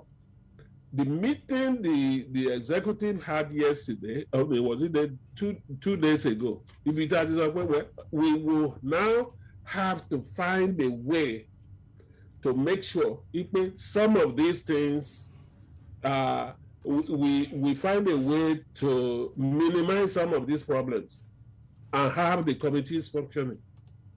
Once the committees are functioning, I'm sure we are not talent lab. It is just that stringent conditions don't facilitate. Could there any to argue against stringent conditions, but we need to find a way to make it happen. It's the same thing. The all over. So I'm not look me of ẹ̀yin bloggers àti press àti gbogbo yín, you've been doing a very wonderful job. There's no doubt about it that the people listen to you and you bring to them all the things they need to know. But nǹkan táwa kàn ń sọ ni pé in fact, you are part of us, so you are right to be asking us these questions. I'm not against, I can be here tomorrow if you want me to come back. I'm not against you asking. In fact, I'm happy that you are asking. Most of our people will listen to this program and say, you see? I have a question.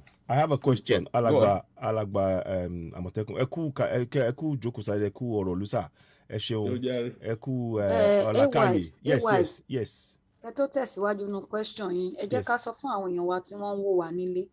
Nọ́mbà tí ẹ lè pè sí, òun ni wọ́n ti pin down yẹn. Àwọn bàbá wa ṣì wà ń kalẹ̀. Gbogbo nǹkan tẹ́ bá fẹ́ bi wọ́n tó rú ẹ̀yin náà lójú tí a ti sọ. Ẹ bá wa pè wọlé lórí +4473 99580 àjẹ́ kọ́mọ̀ ọ̀gbà tó máa pè wọlé. Tí àkókò yẹn bá ti tó, ẹ ṣáà get ready. Ẹni tó bá dẹ̀ máa pè wọlé, go straight to your question so that ká lè save time. Ẹ ṣeun. Okay, ẹ ṣeun gan nọ́mbà. yes ẹ ṣeun sà ìbéèrè kan ni mo fẹ́ béèrè sà ẹ mọ̀ ń sìn pa ọ̀rọ̀ ìjọba amúnisìn bí ẹ jẹ́ ká pè bẹ́ẹ̀ yẹn tá a wà lábẹ́ ẹ̀ sìn lápapọ̀ wọn gbogbo wọn àti local àti state àti federal gbogbo wọn oko ẹrú la wà. Ntí mo fẹ́ mẹ́nubà ní ọ̀rọ̀ tí bọ́n ṣe mú nǹkan tó ṣe sí olóyè ní abẹ́ òfin mo fẹ́ ka kíní kan fún wa ń sìn section 39 mo kàn fẹ́ ka fún wa. Wọ́n ní every person shall be entitled to freedom of expression, including freedom to hold opinions and to receive and to impart ideas and information without interference. Now, nǹkan tí olóyè ṣe gangan nìyẹn. Wọ́n jáde èròǹgbà ọkàn wọn ni wọ́n sọ. Wọ́n yọ bẹ́, wọ́n yọ àdá. Gbogbo ìgbà tó máa ń jáde, gbogbo peaceful protest tó ń ṣe ní gbogbo ìlú ìpínlẹ̀ mẹ́fẹ̀ẹ̀fà tá a lọ bí méje tá a lọ. Èrò jẹ́ ń jáde. Wọ́n dẹ̀ ń sọ àwọn èèyàn wa jí pé ẹ̀tọ́ yín lẹ̀ ń béèrè fún o. Ẹ rí pé èèyàn kan gbé àdá ní àbí ìbọn rárá. Ntí èmi fẹ́ kí nǹkan tí ìjọba wa ṣe ń sìn ni pé wọ́n mú olóyè. Ìjọba gangan ló ń rú òfin lójú tèmi. So èmi wá wò pé kí ni a lè sọ fáwọn èèyàn wa láti lè sọ wọ́n jí padà kán lè tún bẹ̀rẹ̀ sí ní gbé ìgbésẹ̀ yẹn. Ṣé ká sọ fún wọn ká tún rán wọn létí ń pa section 39 yìí ni o àbí irú ìgbésẹ̀ wo lẹ́yìn rò nínú ẹgbẹ́ nínú ọ̀rọ̀ ju section 39 yẹn. Mo ń sọ̀rọ̀ kan lẹ́ẹ̀kan. Mo ní tí ò bá yé àwa Yorùbá tẹ́lẹ̀ wípé ìjọba amúnisìn ló wà ńbẹ̀ àti pé àti wọ one chance níjọ́ náà ti kó ẹran mérò ó yẹ kó yé wa ń sìn nítorí pé tẹ́ bá wo ti Sunday Ìgbòho olóyè Ìgbòho tó ń sọ ìyẹn gan ló ti ẹ̀yẹ kó fi hàn sí wa lójú wípé in the whole of Africa gbé wọ́n ti kẹ́ran mérò káàkiri àti pé bó ṣe gé wa kélekèlé yìí gan pàápàá ó yẹ ká wá nǹkan kan ṣe sí. Kí ló dé tí ẹ wo ti Nàìjíríà alright nìyẹn torí pé ìjọba tó wà ń bẹ̀ criminals ni wọ́n gbogbo àwọn tó ń ṣèjọba ń bẹ̀ because under the rule of law kò síbi tí mo ti gbọ́ rí wípé ẹni tó ń sọ wípé èyí tẹ̀ ń ṣe fáwọn èèyàn tẹ̀ ń pa wọ́n tẹ̀ ń fipá bá wọn lò tẹ̀ ń ṣe gbogbo ẹ̀ wípé nǹkan tí ò dáa ni kó dẹ̀ jẹ́ òun wá ní accuse. Mi ò gbọ́ bẹ́ẹ̀ rí bọ́tẹ́ eléyìí tó tẹ̀ tó wà yà mí lẹ́nu ní ìjọba ibi tó wà ní Benin.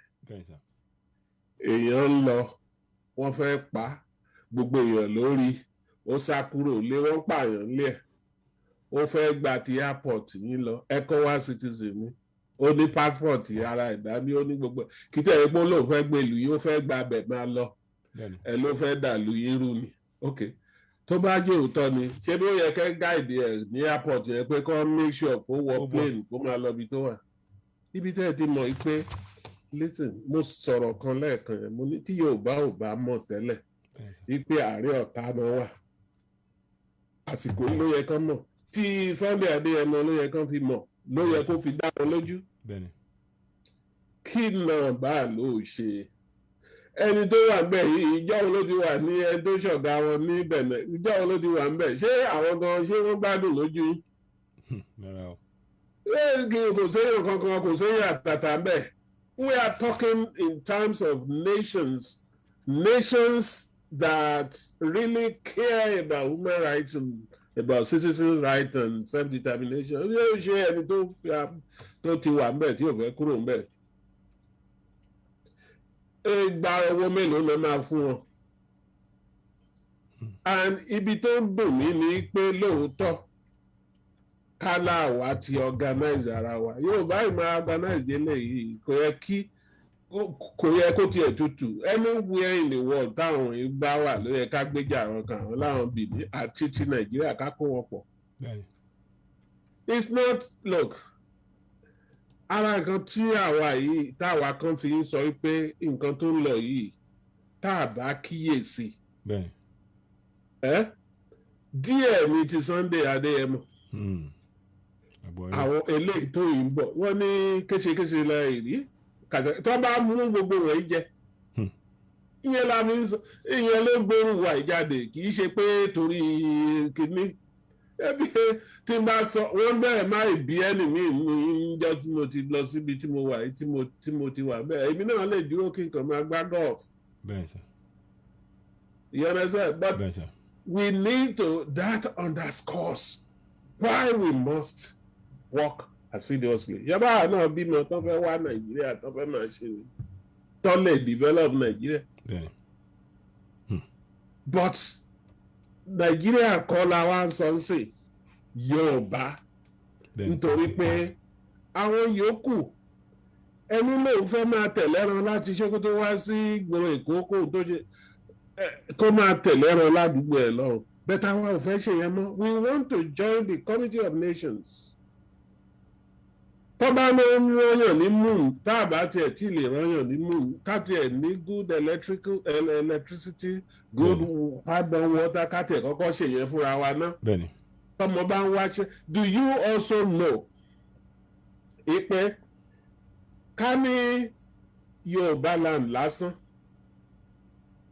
la wà tá a ní electricity tá a fẹ́ ṣe tá a gba àwọn ọmọ wa sí di electrical kìíní kó máa ṣe àárí apart from pé àárí uninterrupted electricity within 10 years our industrialize the area yẹn within 10 years àwọn ọmọ aríṣẹ́ kò sí nǹkan gbogbo omi lásán la fẹ́ fà wọlé ṣe báwọn yẹn ẹ wo gbogbo ibi tẹ́ wà around the world àwọn tó ń bá municipal àwọn tó ń bá water kìíní ṣiṣẹ́ àwọn tó ń bá electrical ṣiṣẹ́ ṣé bí iṣẹ́ tán àwọn ọmọ wọn ń ṣe tán fi ń ṣe tán ti ń ṣàǹfààní nìyẹn. bẹ́ẹ̀ nígbà níṣó kò sómi kò sí iná kò sí healthcare kò sí security ọṣẹ́ ọlọ́pàá gan tún ṣòro àti gbàyàn sí wọn káwọn èèyàn wọn sí tó jẹ́ pé ó fẹ́ẹ̀lì ní school kò sẹ́ni tínú wọn tó ní school sáà tó fẹ́ ṣiṣẹ́ yẹn. So when you look at all these things àwa ni the only alternative which I have always told people pé mi ò fẹ́ rò is to be like other people in the world tó suppress tó ń bẹ̀ pa wọ́n tó exterminate irú America tá a wà yìí àwọn tó ń pè ní American India native Americans náà nǹkan tó ṣẹlẹ̀ sí wọn nìyẹn a bigger power came wọ́n dẹ̀ bẹ̀ sí ń pa wọ́n kankan wọ́n ṣe gbogbo ẹ̀. Àwọn Australia ní àwọn aborigines àwọn gbogbo so you can go around the world ṣé bí Yorùbá ṣe fẹ́ àbáwọn wọ̀nyí ò mọ̀ tán àwọn wọ̀nyẹn ni so gbogbo èyí tá a sọ yìí the respect I have for those of you who are daily kò síjọ́ tẹ́ pè mí tí mi ò lè wá o but the respect I have for you is that you are a critical area of the struggle. Why is it so critical? Ṣé ẹni tí ò bá gbọ́ gbogbo àwọn ọmọ tó ṣe ń bí sí àtàwọn tó even the middle they don't even know what is going on. ẹni míì sì pé wọ́n tó lè sọ pé gbogbo Sunday Igboho yẹn gan tiẹ̀ wà ṣe bó sọ̀rọ̀ títí tẹ́lẹ̀ táàrí tí ò bá sì ti rí yín tẹ́ raise awareness. So we need to be able to say that the struggle coming is a parabata ìbòpẹ́ ọ̀ya ọlọ́run á dá Sunday Adẹ́mi ẹ̀sìn ajáde. Wọ́n ní alẹ́ òun lẹ́kọ̀ọ́ ọmọ ẹjọ́ márùn-ún tọmọ ikú ló ṣòro àbí. What about the rest ṣe bí fẹ́ pa ni. You know, but we need to let an average youth in Yoruba know. This is not about Sunday Igboho. This is not about Banji Adeloke or Akintoye. It is about everyone you and your future. Benny. So, sir, ẹjọ́ má bínú ẹ má ní mo dọ́rọ̀ wọ lọ́yìn sára. Mo kọ láfikún torí ọ̀rọ̀ yẹn ó ṣe pàtàkì.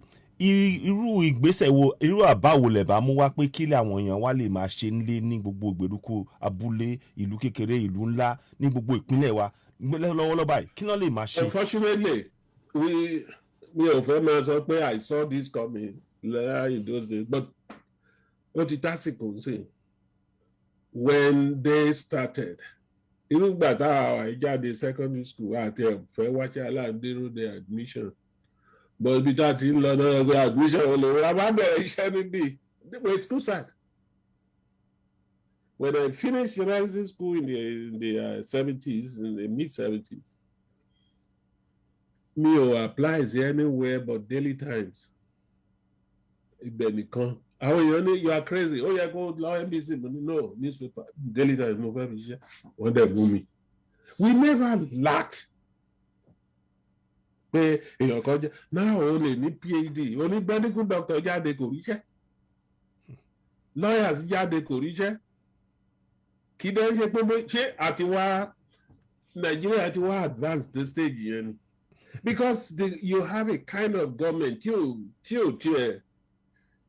tiẹ̀ believe, you know, àwọn wọ̀nyí ti jẹ́ kí the feudal system have been allowed to reign throughout the land, including our area tá ní feudal system. Yorùbá máa ń sọ̀rọ̀ kan when I was growing up. Tí ọ̀kan bá lówó ládùúgbò tó fẹ́ gbé wá ní àgùdà òjẹ́ lábẹ́ Gẹ̀ẹ́sì. That is, ó lè lówó bí ṣẹ̀kẹ̀rẹ̀ ilé ẹ̀ lómi sí. You don't put food on my table. You go around with pride. Bẹ́ẹ̀ni. Not anymore. Yorùbá ti ń bẹ̀ ń sìn. Kí ló dé? They have pulverized everybody. Bẹ́ẹ̀ni. That ọpọlọ wọ́n ti kún ọpọlọ ẹni tẹ́bí ń pa ò lè ronú, ó ní ẹni tẹ́bí bá ń pa ò lè gbọ́ wàásù. Bẹ́ẹ̀ni. So if you now go to a youth, ipe nǹkan tó ń ṣẹlẹ̀ yóò jẹ́ kó máa wò ẹni pé àbí kò fún mi ní kíní kí n lọ fi jẹun. So what is going on? Your job as, you know, media practitioner is not just saying, well, no. You start the fundamental education of our people. Kése lẹ́rí iṣẹ́ kàṣàkàṣà yìí ń bọ̀ tẹ́ ẹ̀ bá gbáradì. Ara ta ṣe ń sọ fún wọn pé kán mọ̀ pé kán bọ́yá wọ́n máa láti bẹ̀rẹ̀ sí ní ṣe irú ìdáàbòbò ládùúgbò wọn lágbègbè wọn nǹkan bẹ́ẹ̀ yẹn. Look, ara ẹ̀ nìyẹn, but right now bẹ́ẹ̀ ní ṣe rí. Yeah, ìdáàbòbò those of us who will be planning much more. However, the basic education of there is a correlation between their condition now and the kind of political system. The Yoruba leadership have been ceded to foreigners. Benny. Sadly. And that is why sadly when Olo was in total control, at least ìgbà tọ́kọ́ bẹ̀rẹ̀ free education tó dàbẹ̀ ni pé tó bá ti parí standard 6 ò rí bí lọ́gán náà ọ̀dà modern school lẹ̀. The modern school were feeding the teacher training colleges. Bẹ́ẹ̀ ló ń bẹ̀rẹ̀ industrial parks, tó ń bẹ̀rẹ̀ agricultural program, tó ń bẹ̀rẹ̀ gbogbo ẹ̀. There is nothing like that anymore. Now, the repercussion wo gbogbo àwọn tó ń ṣe gómìnà ní Yorùbá land. We have allowed the fifth 11 to be taken to the field. Kí ni mo ń sọ? Nígbà tó bá fẹ́ gbá soccer. First 11 need the best, second 11 need the second best, the third, the fourth, fifth lẹ́kọ́ lọ sí field. And they expect EPM win wálé. Because it's so easy. They have so much rigged your political system that a hardworking, honest person cannot be there anymore. Even among the people that láti ṣàrò láti lọ lóru kó gbé ẹ lọ síbi tó ti máa múlẹ̀. Just because what? Owó wà ńbẹ̀ tó lè jí. Nobody is thinking about the plight of the common people anymore. Our plight, look, there are so many things that you can talk about to move our people. So that by the time we say, yes, every majority of them know what you are talking about. If at our action group, we didn't have majority of Yorubas with him. As a matter of fact, not until tí gbogbo ẹkú tọ́ran lẹ́wọ̀n ní Yorùbá ṣe Wait a minute. We need to be able, but this fight is not just about yeah, it's critical. We need money. We need to be doing things. Yes, I agree. ìyẹn ni mo fi ń sọ pé ẹ má jẹ́ ká fi ṣe. mo ní ìbéèrè kan fún bàbá o. ká fi ṣe kínní. Let's start from the most basic. The most basic is political education of our people. Educate wọn, ẹ jẹ́ kán mọ̀. And in the process of educating them, we will find, you will have content. Ẹ má bú wọn, ẹ má tiẹ̀ bú yàn. Don't abuse anybody. Yeah, sometimes you cannot resist. I will share lórí platform wa so generally. Generally. I'm talking generally. Níbi àti bú èèyàn kankan tẹ́ bá surround wọn pẹ̀lú people are knowledgeable. Nǹkan tó bá máa bú wọn bú.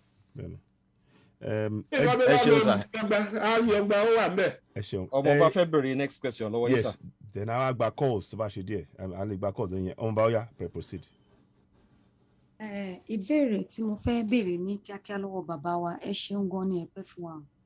Òun náà ni wípé ìgbà tí àwọn bàbá tán ti sọ wípé ká kúrò ní NAS, mo béèrè nǹkan kan nípa sọ́msọ́m tí wọ́n gbé kalẹ̀ ni.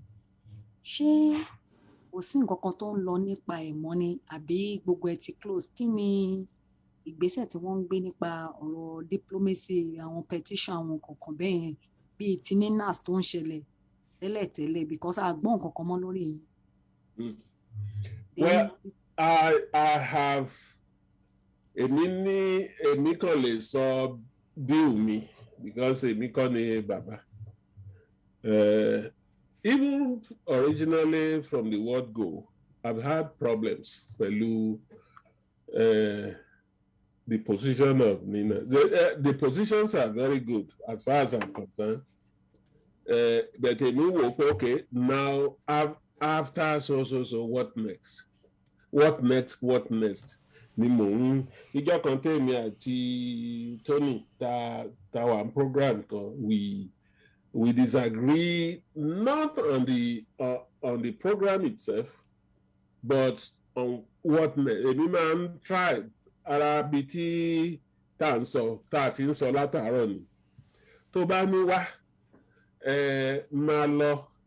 máa lọ sí oko bàbá mi wo àṣàn cultivate àgbìn ilá I'm already looking at okay with this surplus ilá tàbá máa rí bẹ́ẹ̀ tá a lè kí láti fẹ́ ṣe tàbá kó lọ́jà tàbá débẹ̀ wọ́n ra díẹ̀ eléyìí tó kù nǹkan màá ti máa wò ó. So I look at Ninas and say, well, look, yes, tàbá pronounce the constitution as illegal tá a sọ gbogbo eléyìí tẹ̀ sọ then what next? Ló wà yìí kí ni ìṣẹ̀lẹ̀? The Nigerian state will just look at you. Aṣáájú àmọ́ àwọn tó wà ń bẹ̀. Wọ́n pa 200 people. President yẹn ò dáhùn. Kò tí ẹ̀ yẹn ò ní kó máa lọ ṣe marriage. So when you look at all that, I always tend to look at, okay, tẹ́lẹ̀ yóò bá ṣe kí la máa ṣe next. But Ninas, I don't want us to, they are not our enemy. Tamba nkanaba ni ka ṣe. It's never too small against them. Tamba ni sign petition, signing. Tamba ni kan ṣe whatever they want to do, let's do it. But it's not, their position is a little bit different from ours. Ours say we are tired of the country. We are tired of having our political decisions in the hands of foreigners, in the hands of those who are not part of it. We want autonomy, self-governing autonomy. So the constitution, about your constitution, and you can see that they are tinkering with the constitution. Till go beyond constitution.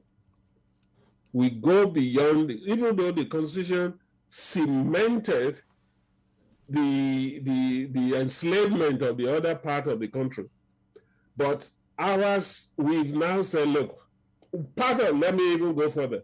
Part of that is, look, when we started in 1960, the constitution was still there. We had a federal system.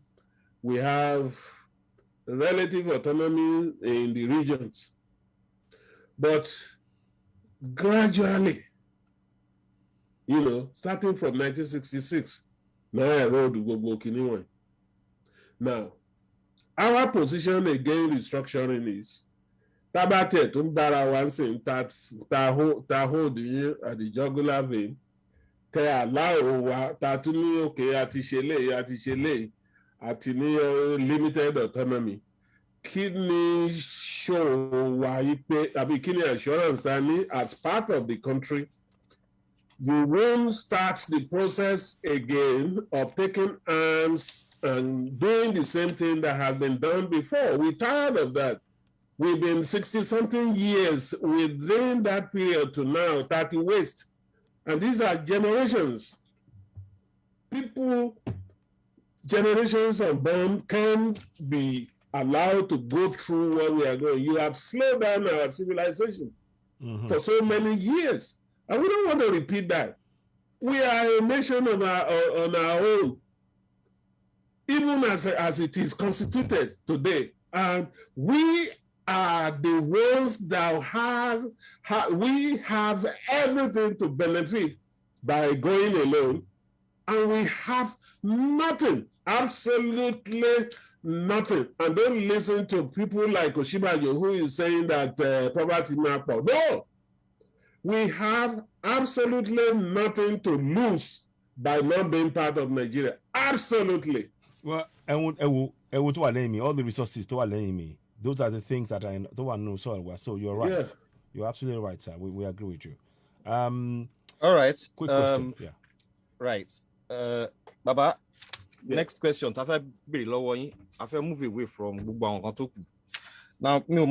Notice our programs were even every cross section. The Bani Yoruba Nation now. Once of no going back. Now, in a way, that is the mandate of the people. Now, and let's consider and continue Yoruba fe. Yoruba ni omo Yoruba ni ọ̀gá tó wà nínú ọkọ̀ yìí.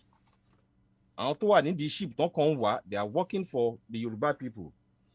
Now, láìpẹ́ yìí àwọn kan dìde pẹ̀lú subject kan plan B nǹkan. Kí lẹ rí sí ọ̀rọ̀ yẹn? Ẹni tó bá ní ọmọ àlè Yorùbá, let me put it that way without wasting or missing one. Ọmọ àlè Yorùbá ló máa ní plan B kan wà ju pé ká dánú wà láyé ara wa. Èmi ò mọ àwọn tó ló sọ bẹ́ẹ̀ o, but whoever is saying that. And the reason is this, I've always explained this to people. In Yoruba land today, groups mẹ́ta ló wà. One, mo sọ lẹ́ẹ̀kan, àwọn tó wò ó pé Hausa jẹ, Igbo jẹ, gbogbo wọn jẹ, ó kù díẹ̀ kó kan àwa Yorùbá ń sìn. Ẹ wá ní rárá. Kẹ́dẹ̀ rántí o, ìgbà tó Ọbásanjọ́ wà ń bẹ̀, Igbo ló jẹ ńgbà yẹn náà. Kì í jà wá. So àsìkò yìí làwọn èèyàn àwọn kan ń dúró de àsìkò yìí pé tí ó bá jẹ́ pé wọ́n fẹ́ kí Yorùbá wà ń bẹ̀, ipe ìgbà yìí ló máa kàn wá, wọ́n ti ń múra àwọn kan nìyẹn. Ṣùgbọ́n wọn ò tiẹ̀ wá rò wípé ó pẹ́ tán ti ń tan Yorùbá jẹbọ. Ìgbà tí bàbá wa Awólọ́wọ̀ wà ń bẹ̀ tán lọ mú látìmọ́lé lẹ́wọ̀n tó wà pé Gọ̀wọ́ ní we need your wealth of experience in the nation. Wọ́n whisper sí bàbá rẹ̀ pé òun ló kàn. Wọ́n fi ṣe deputy head of state, deputy governor tàbí Gọ̀wọ́. Whispering wípé àwọn ló máa jẹ ààrẹ títí by 1970 73 70 something or 74 wọn bàbá ẹ it was clear wípé àwọn yóò ní jẹ́ kán débẹ̀. Ta ló tó wà bàbá yẹn try títí wọ́n gang up wọn ò jẹ́ débẹ̀. Wọ́n tún gbé Abíọ́lá wọ́n kó sápò ẹ̀ wọ́n fún contract wọ́n ń wé ìwọ ní kínní wọ́n tún bẹ̀rẹ̀ sí whisper sí yẹn believing yìí pé Tófà ó máa defeat ẹ̀ pé ta ló fẹ́ àwọn àṣẹ wọ́n máa ń sọ pé àwọn ló ní population which is a lie but ìgbà tó wá rí i pé Abíọ́lá náà ń lọ wọlé tó bá wọlé wọ́n á náà election. Bẹ́ẹ̀ni. So gbogbo ọ̀rọ̀ yẹn Jákàndé náà the same thing bàbá kékeré bàbá ẹgbẹ́ you can be. Tony Nahoro too they told they promised you know Awólọ́wọ̀ tó kàn ń tẹ̀lé láti the First Republic ṣe bí ìwọ náà ó ti tó gbogbo wọn yẹn náà lò they know how to deceive our people. The same thing they did for Bọ́láìgè. I happen to be around Bọ́láìgè. I told she Bọ́láìgè man they are never sincere. Let's have so kíní yẹn ti ń jẹ wá ti pẹ́ but àwa fi pé by now ó yẹ kí Yorùbá tó bá ń lo ọpọlọ ẹ̀ mọ̀ pé kíní nǹkan táwọn yìí máa ń ṣe nìyí àtẹ́nìrè tó bá tẹ̀ wá fẹ́ jẹ ààrẹ kò sẹ́ni tó máa jẹ ààrẹ 60 million Yorùbá people tá lòun ò tára ẹni anywhere in the world at least kó tiẹ̀ máa bọ̀ lé ẹ tiẹ̀ jẹ́ ká kọ́kọ́ lé ẹlẹ́yọ̀ lọ́nà ká fi àbọ̀fẹ́ díẹ̀ bẹ́ẹ̀ ni. but nǹkan tó máa jẹ yẹn pé àwa fẹ́ débẹ̀ náà ìwọ number one bákan ni wọn ò ní jẹun débẹ̀ kọ́ tó lè jẹ́ kéèyàn débẹ̀ á jẹ́ nìkan tó mọ̀ pé so worthless and useless jẹ́ pé àwọn lámọ̀rú lẹ́yìn ẹ̀jẹ̀ kàtígórì kan nìyẹn then kàtígórì àwọn dáná wá restructuring ẹ lọ wo CV àwọn wọ̀nyẹn ojú àwọn ló cooperate títí tán cooperate mọ́ àwọn pípọ̀ yìí títí tán fi gba gbogbo nǹkan wa lọ́wọ́ wa torí nǹkan tó máa jẹ yìí náà wà. They acquiesce to the gradual emasculation of our people politically. Wọ́n sí nǹkan náà ṣe jù so nǹkan náà wà wọ́n sọ pé tí tá a bá tún ṣe irú èyí tí à ń ṣe tẹ́lẹ̀ nígbà Awólọ́wọ̀ let me even tell you about that how dishonest that is. Chief Awólọ́wọ̀ was gbogbo nǹkan tí Awólọ́wọ̀ ṣe tá à ń pariwo dè ní.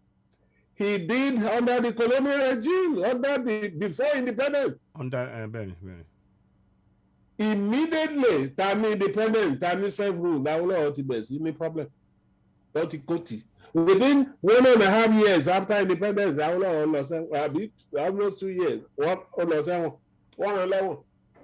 Which means wípé even restructuring tó ń sọ̀rọ̀ ẹ̀. It makes sense. Bẹ́ẹ̀ni.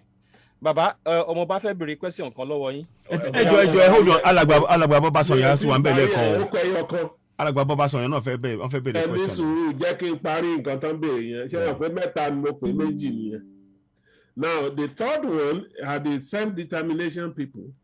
Ibi mo ní ìlú ó pín sí mẹ́ta gradually làwa ń mú àwa self-determination people yẹn là ń mú wọn.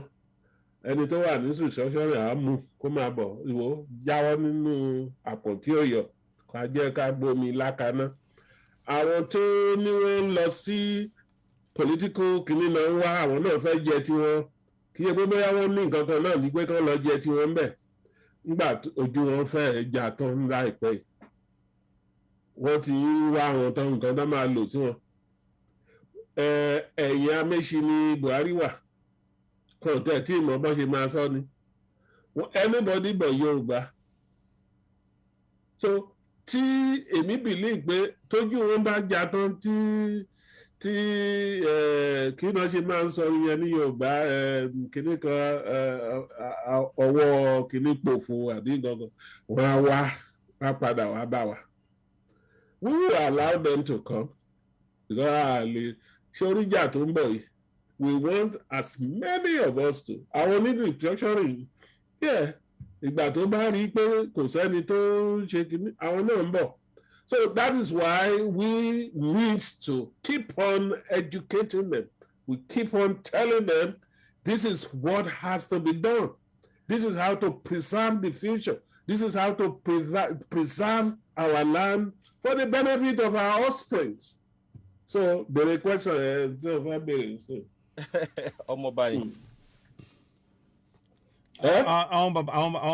àwọn alàgbà bàbá sọ yẹn mo lè fẹ́ kàn wọlé wọ́n ṣẹ̀ṣẹ̀ lọ́mọdé tí ní kàn wọlé but okay all right.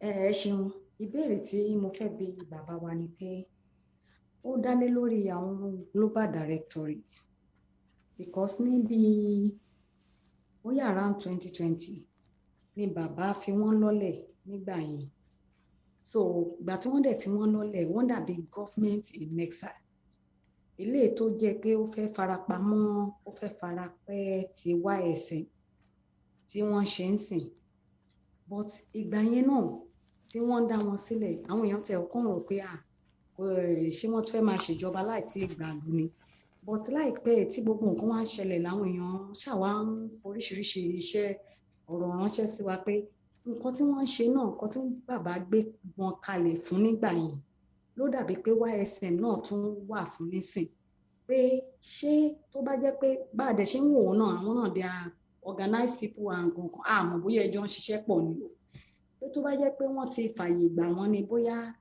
gbogbo nǹkan tá à ń dojúkọ yìí bóyá kò bá má ti rí bẹ́ẹ̀ àbí pé ṣé iṣẹ́ ọ̀tọ̀ọ̀tọ̀ ni wọ́n dúró fún nítorí nǹkan tí bàbá fi wọ́n kalẹ̀ fún gbà náà ó fẹ́ jọmọ́ bí ìṣètò ìjọba ìlú gbogbo structure tá à ń béèrè fún nígbà yẹn so mi mọ position yín nípa àwọn tí global directorate tó represent tó ló dà pé nǹkan tí wọ́n gbé wọn kalẹ̀ fún gbà yẹn náà nìyẹn ó tó di pé YSM fún wa wọlé ń sìn. ẹ ṣe ọ dàbẹ ni pé it's good pé ẹ béèrè question yẹn nǹkan tí màá sọ ni Professor Akintoye is a leader kò sẹ́ni tó lè take when I was talking to him I think it was this morning I reminded him of something pé ṣẹ́rí story tí mo sọ fún yín ní 1996 tí mo ní à ń sọ̀rọ̀ autonomy à ń sọ tí gbogbo àwọn èèyàn kéde mọ́ wa after telling him mo wá ní nǹkan tí most Yoruba people had been saying ní kọ̀kọ̀ tán sọ síta Akintoye made it possible for people to say lóòótọ́ ni so nobody can take that from him. He is the Moses of the struggle. He symbolizes it. There is nothing.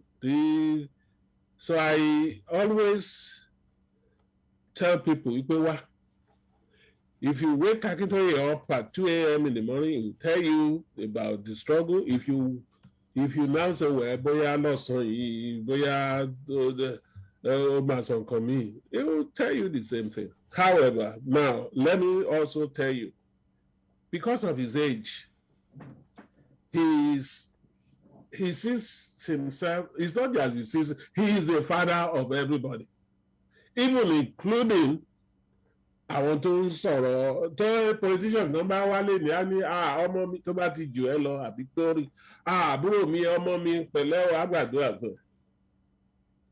Now, when he went to global directorate, I've heard this before. Gbogbo ibi tó bá ti pè sí ló ń lọ. Yes, ibi tí èmi tí mo wà ń bì, like I said, tí mo bá kúrò nílé níjọ tí mi ò kì í ṣe Akíntóyè tó bá láwọn tó tún pè mí pé ẹ wá bá wa sọ̀rọ̀, I'm always there. Ẹ bá wa inaugurate kìíní. As far as Professor Akintoye is concerned, ibi tí Yorùbá méjì mẹ́ta bá ti kóra wọn jọ sí tán ni wọ́n fẹ́ ṣe nǹkan tó dáa, most especially lórí self-determination, he will be there. That doesn't mean that obeying you enemy. That's what he will tell you. You see, for instance, YSM to compare more kini. Our country, how many umbrella organizations lawani? But when I came, money, well, the umbrella around canopy ni YSM, yeah. You know, the canopy is also is bigger than an umbrella. So, look, all these are semantic. T global director is me and come to that YSM as another organization. But Kini, it's not superiority, Lanson. We are not looking at superiority. We are just saying that, wow. But efficiency la wangwa.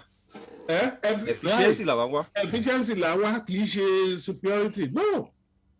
We are not saying that Banji Ainoge is not saying that it's better than whoever is running any other organization. That's not the issue. The issue is that bẹ́ẹ̀ kan ṣe sọ lẹ́ẹ̀kan yẹn tó bá yẹ pé a fẹ́ lọ máa sọ òkúta sí wọn ní Whitehall ni tí ẹgbẹ́ kan bá ní ẹjẹ́ á lọ ṣe bẹ́ẹ̀ èmi lè dé pé ẹjẹ́ àrò ṣe ò torí ọlọ́pàá wà lọ́dọ̀ àwọn wọ̀nyẹn tábà lọ ń ju kò lo ṣé èèyàn á jẹ́ kó ṣe tábà ní òkè má jẹ́ á ju òkúta sí wọn téèyàn kan wá ní ẹjẹ́ á gbé placard kákan máa lọ fọ́jọ́ mẹ́jọ ni tí àwọn gbogbo wa ti fọkàn sí bẹ́yẹn á dẹ̀ lọ ṣe gbogbo èèyàn á rí i pé nǹkan tá a fẹ́ ṣe nìyí. That's why YSM is there. Ní kí global directorate má ṣe tiẹ̀. Ní kan fold. In fact, YSM ò ní kí any organization fold. What YSM is saying is that we should be able to cooperate, you know, across the board. So, àwọn èèyàn ló ń sọ ṣé ó mì pé Akíntóyè ó ti lọ sí ẹgbẹ́ tọ̀hún ó wà ńbẹ̀ lánàá ó wà ńbẹ̀ a ti wà ní YSM rí tí bàbá Akíntóyè sọ pé àwọn kan ti pè ń tẹ́lẹ̀ ó ti commit ní kó máa lọ. sórí ọ̀rọ̀ tó wà nílẹ̀ iṣẹ́ kò kì í sọ̀rọ̀ division. Bí Lady B ṣe ń gbé ní apá ọ̀tún ní Ayọ̀ Ògúndìmú yẹ kó máa gbé ní apá òsì kéèmí máa gbé láàrin kí ẹlòmíì máa gbé ní kíní ìyẹn ló lè tó kíní pé ok ibi tó ti ń gbé yẹn báwo ló ṣe wúwo tó ń bẹ̀ ló yẹ ká máa bèrè ṣé ìwọ nìkan lè gbé àbí kí n lọ gbé ń dì mí. So Baba Akíntóyè is not endorsing somebody pé òun ló máa ṣiṣẹ́ kan bẹ́ẹ̀ ṣe sọ ni mo ṣe sọ gbogbo ilé ìkalẹ̀. Nǹkan tó ń sọ ni pé ibikíbi tí Yorùbá méjì mẹ́ta bá dúró sí tán náà fẹ́ máa polongo ọ̀rọ̀ wípé ká wà láyé ara wa yìí àwọn á lọ bẹ̀ wá bá wọn sọ̀rọ̀ tó bá rẹ̀ ní bá wọn sọ̀rọ̀ that's it but unfortunately àwọn míì rí mi ò sọ pé directorate o torí wọ́n ti sọ irú nǹkan tó sọ èèyàn kan ti pè mí rí tó fẹjọ́ bàbá yẹn sùn nǹkan tí mo sọ fún mi sọ ìpè bàbá yẹn náà ibikíbi tán bá ti pè sí ló lọ kò ṣe ní lọ èmi kan tó bá pè mí síbi tí bá wò ó pé tẹ́bá lẹ́yìn mẹ́jọ kóra yín jọ kí wọ́n ẹni tó tọ́ ìgbà tí èèyàn kan máa pè mí ó ní àwọn kan wọ́n ní àwọn bíi 5 kan pé ọ̀rọ̀ Yorùbá kò yé wọn òun fẹ́ kí wọ́n bá wọn sọ̀rọ̀ mo ní mò ń bọ̀ ọmọ kan pè mí ó ní lórí kinní kan níbi tán ti ń sọ̀rọ̀ kan lórí mi ò tẹ̀ mọ orúkọ tán ń pe kinní yẹn bíi Clubhouse ìwé ọjọ́ mo nǹkan tó ń jẹ́ Clubhouse tí mo rẹ́gísítà pé wọ́n tó ń bá yàn sọ̀rọ̀ mẹ́ ìjẹ́ ó wá jẹ́ pé mo ti dẹgbẹ́ wọn nìyẹn no that is what Professor Akintoye has been doing bó jẹ́ ẹgbẹ́kẹ́gbẹ́ tó bá ti ní òun gbà ní ọ̀rọ̀ tó ń mọ̀ tó ń ní ọwọ́ tó ń lọ́wọ́ tó ń lẹ́sẹ̀ lórí ọ̀rọ̀ yìí bàbá Akintoye ní màá wá bẹ̀ màá gbà wọn nímọ̀ràn màá sọ tèmi màá sọ tó bá náà dáwó ẹ dáwó ẹbọ ṣáà ní gan náà ṣé bá torí ọ̀rọ̀ yìí náà fẹ́ dá sí. ní kéèyàn kan má ṣe tiẹ̀ kì í ṣọ̀rọ̀ competition. Tó bá gba Yorùbá torí ẹgbẹ́ kan bá lè gba Yorùbá là tó bá gbà ṣé wọ́n fẹ́ dá mi dúró pé kí n má wá ni. Ṣùgbọ́n a kàn ń wò pé àgbájọ ọwọ́ la fi ń sọ̀yà. So ẹ má jẹ́ ká wo kíní àwọn ẹgbẹ́ wọ̀nyí bíi pé wọ́n ń compete láàrin ara wa. Ó ti o bí global director ti yẹn gan tí n bá wò ó màá ti wá sí meeting wọn rí nígbà náà kó fẹ́ bẹ̀rẹ̀. Èmi tí mò ń bá yín sọ̀rọ̀ yìí. Ṣùgbọ́n kì í ṣe pé tó bá bẹ̀ ní kí wọ́n bá wọn ní meeting lọ́la màá lọ. So tẹ́ bá wá ti rí mi bẹ́ẹ̀ ó jẹ́ pé Banja Iloge náà ti endorse pé àwọn nìkan ló wà. No, we need to be able bí àṣà Yorùbá la fi hàn yẹn. Ẹ ti gbọ́ rí ó di ilé alákan ní oníjọ iléyá tálákàn ní bá ń ṣe iléyá màá lọ bẹ̀ tí yóò bá tún ṣe ti Christmas màá lọ. Tó bá di ijọ́ Ọ̀ṣun màá wà mẹ́. We are such a tolerant people. Lè torí pé tó tẹ̀ tún jẹ́ pé irú àwọn nítorí restructuring nǹkan àyàn wọn lọ́ta àyàn wọn lódì. Àwọn politicians gan tó ló fẹ́ ṣe election kan tẹ̀ ta kìíní àyàn wọn lódì. Òun la fi sọ pé ẹ fi wọn lẹ̀. Okay. Èèyàn kan pè wọlé Barrister Ògèdèngbé. Guys, should we take that or should we leave it for now? Ṣé bí ọmọ ẹ jẹ́ kán pè wọlé àti gbé phone number sílẹ̀. Hello, Barrister Ògèdèngbé Kalẹ́mbẹ̀ o. Hello, yeah, we are live on Oduduwa TV Radio right now. Yes, AY, this is Olatayo Ògèdèngbé. Yes. Speaking. Fún volume díẹ̀ jù. Comment, and I think it's wrong, and it should be put on record that he is wrong. Oh. Yes, I would love to ask him on that. Oh. Baba did not just come to endorse. He knew about the global directory before we went public. So what he spoke about, he should not make comment on things he didn't know. Right? And if you want to do this, you ask why who brought Baba Awishe, Wande Abibola into the struggle. Right? Okay. Well, Let him have his thought. yeah, go ahead. Go ahead. Yeah, go ahead. I'm listening.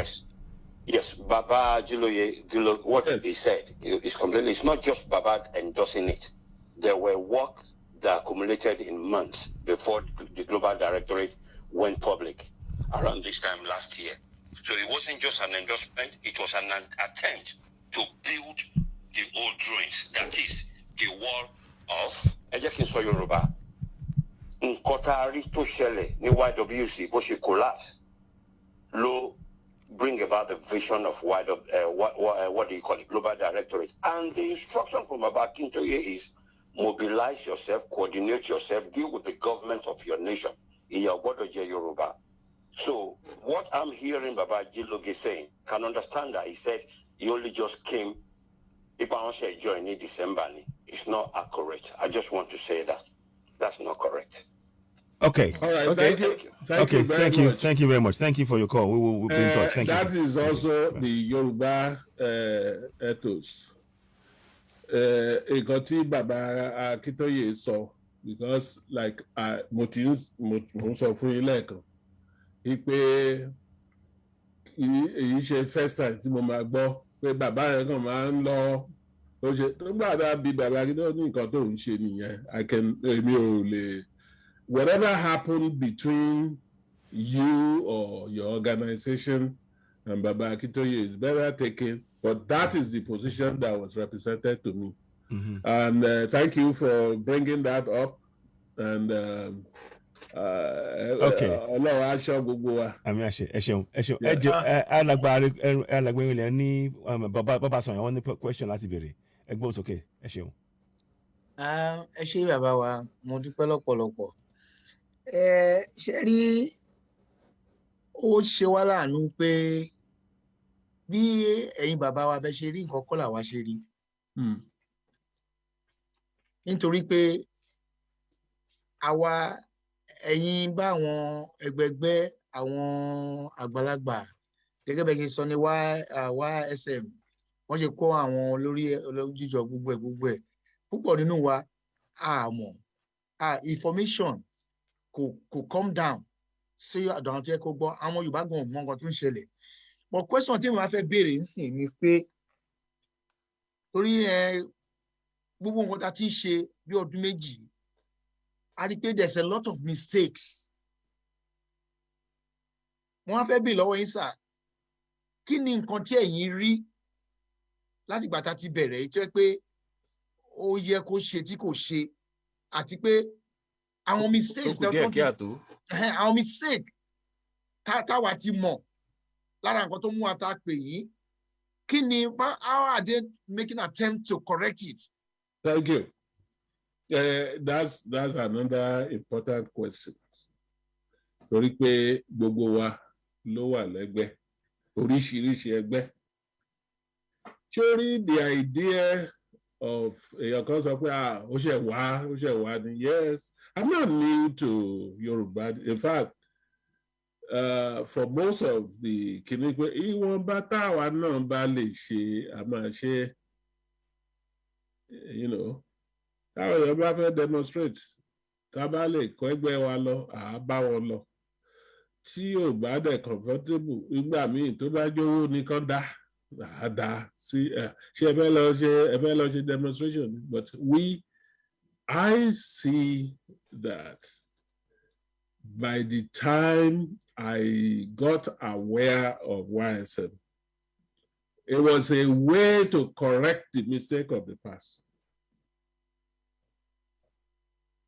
And the mistake of the past, these so many organizations, duplication of things, not being able to finance an important project on a timely basis.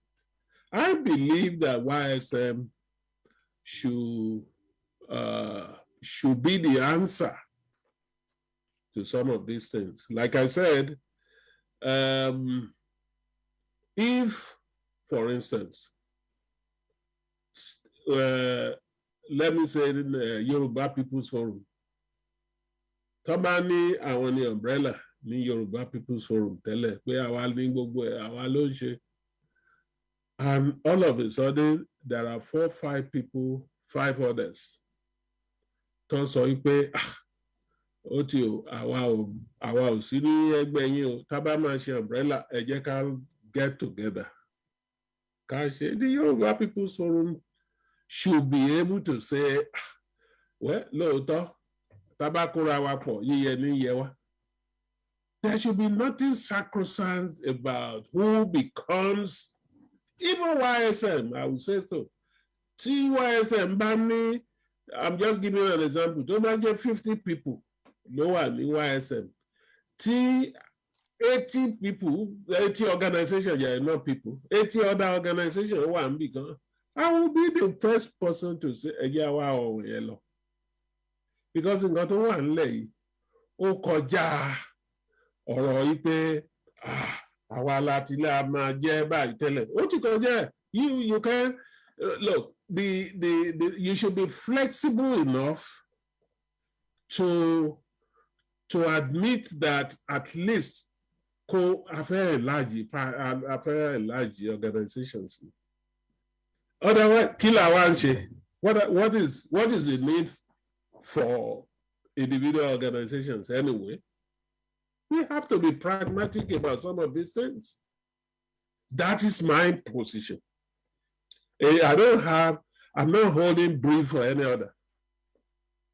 In fact, YSM being not presents ni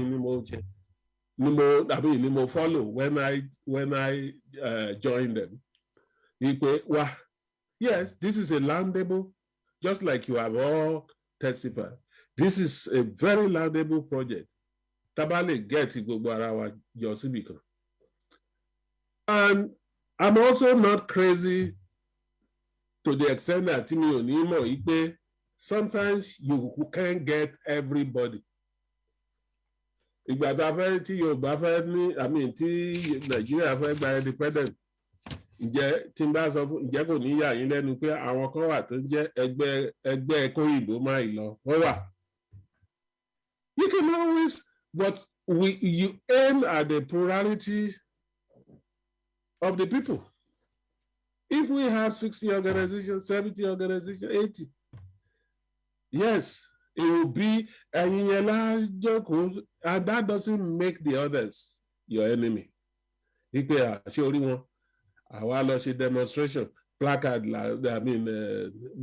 Banner, no. Every component part of Yoruba this thing, everyone has his own contribution to make, no matter how minute. So don't let us belittle ourselves. Don't let us make somebody. But like I said before, what Professor Akintoye said was that, look, he's going to do it again. If there are other places, I was not there. And I've just said it, I've just repeated what he said. If there are other person that wants to find out more than what I've said, they can actually call Papa Akintoye for himself and say, no, buy me. But I will urge all of you. Ọ̀rọ̀ yóò tó kìíní, kì í ṣe pé a fẹ́ lọ, kò sẹ́ni tó ń lọ gbowó, kò sẹ́ni kan tó lè dàgbà Yorùbá lẹ̀. Akintoye himself cannot alone. That's why he's going around forging alliances and all that with other people. Akintoye himself cannot do that. So we need to know there is nobody. Ọlọ́run nìkan ló lè dá nìkan ṣe nǹkan kan. And since Tabati Moye, ẹ jẹ́ ká move on and cooperate as much as possible as we can. Cooperate yẹn gangan nǹkan tí àwa fẹ́ máa rí. Ká máa rí àpẹẹrẹ, but you will see, I'm very conciliatory and I'm very clear-minded about what I'm saying. Alago Moteku wants to say something. Hold on. Now, that what I've said, there's a lot of mistakes to the shell in the past.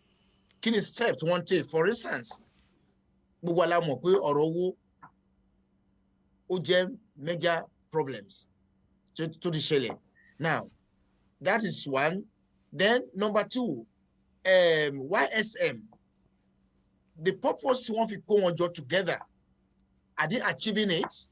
What is their position now? And I'm sorry to say that you, as the second in command, what is your position in YSM now, and what is the position of YSM now to Yoruba people?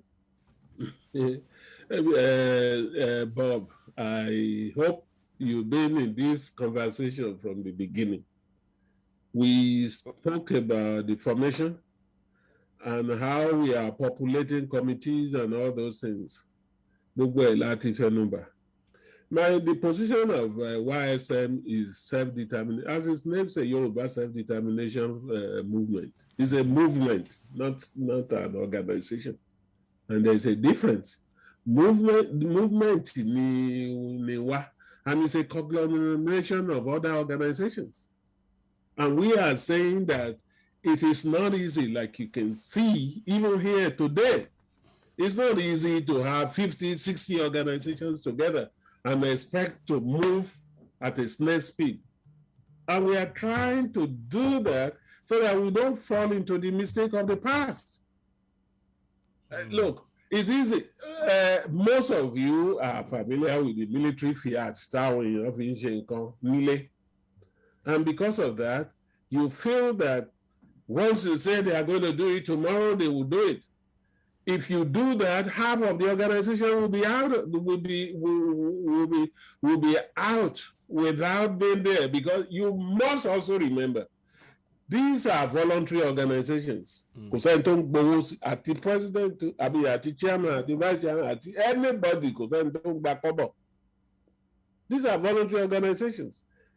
Even the organizations that are forming the organization are voluntary. But out of the love, and this is what I have in mind when I'm dealing with people, when people call me, when people say things, that the very fact that you can volunteer your time, it shows that you are committed to this struggle.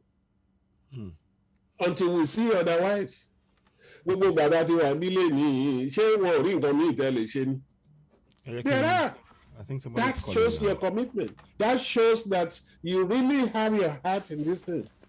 Hello? Now, if I now all of a sudden take decisions that you are not consulted, if you don't show up to know how do I move forward, we should know that these are independent people that are being told. You have to respect their views, first of all. You have to respect the other people. You have, even where you are not so sure that what they are telling you is correct, you have to respect them. And that's the only way you can forge unity in this kind of situation. Babakito can't just come and say, this is what I want to do and I want you to be marching. There are people who, even if I don't say it, there are people who will say, I don't think that is possible. Our calls comes in Wally. Should we take some calls? Sure. Okay. Let me just I'll go in order that they call now. So let me see if we can bring them on. So hopefully they will answer it because I'll pay. And I've got about 3 or 4 calls. So before we round up, I think. Hello? I'm here all day, all Hello? night for you. Hello, caller. Everyone's okay. Yes, good evening. We're live. Emba. Ẹṣeun.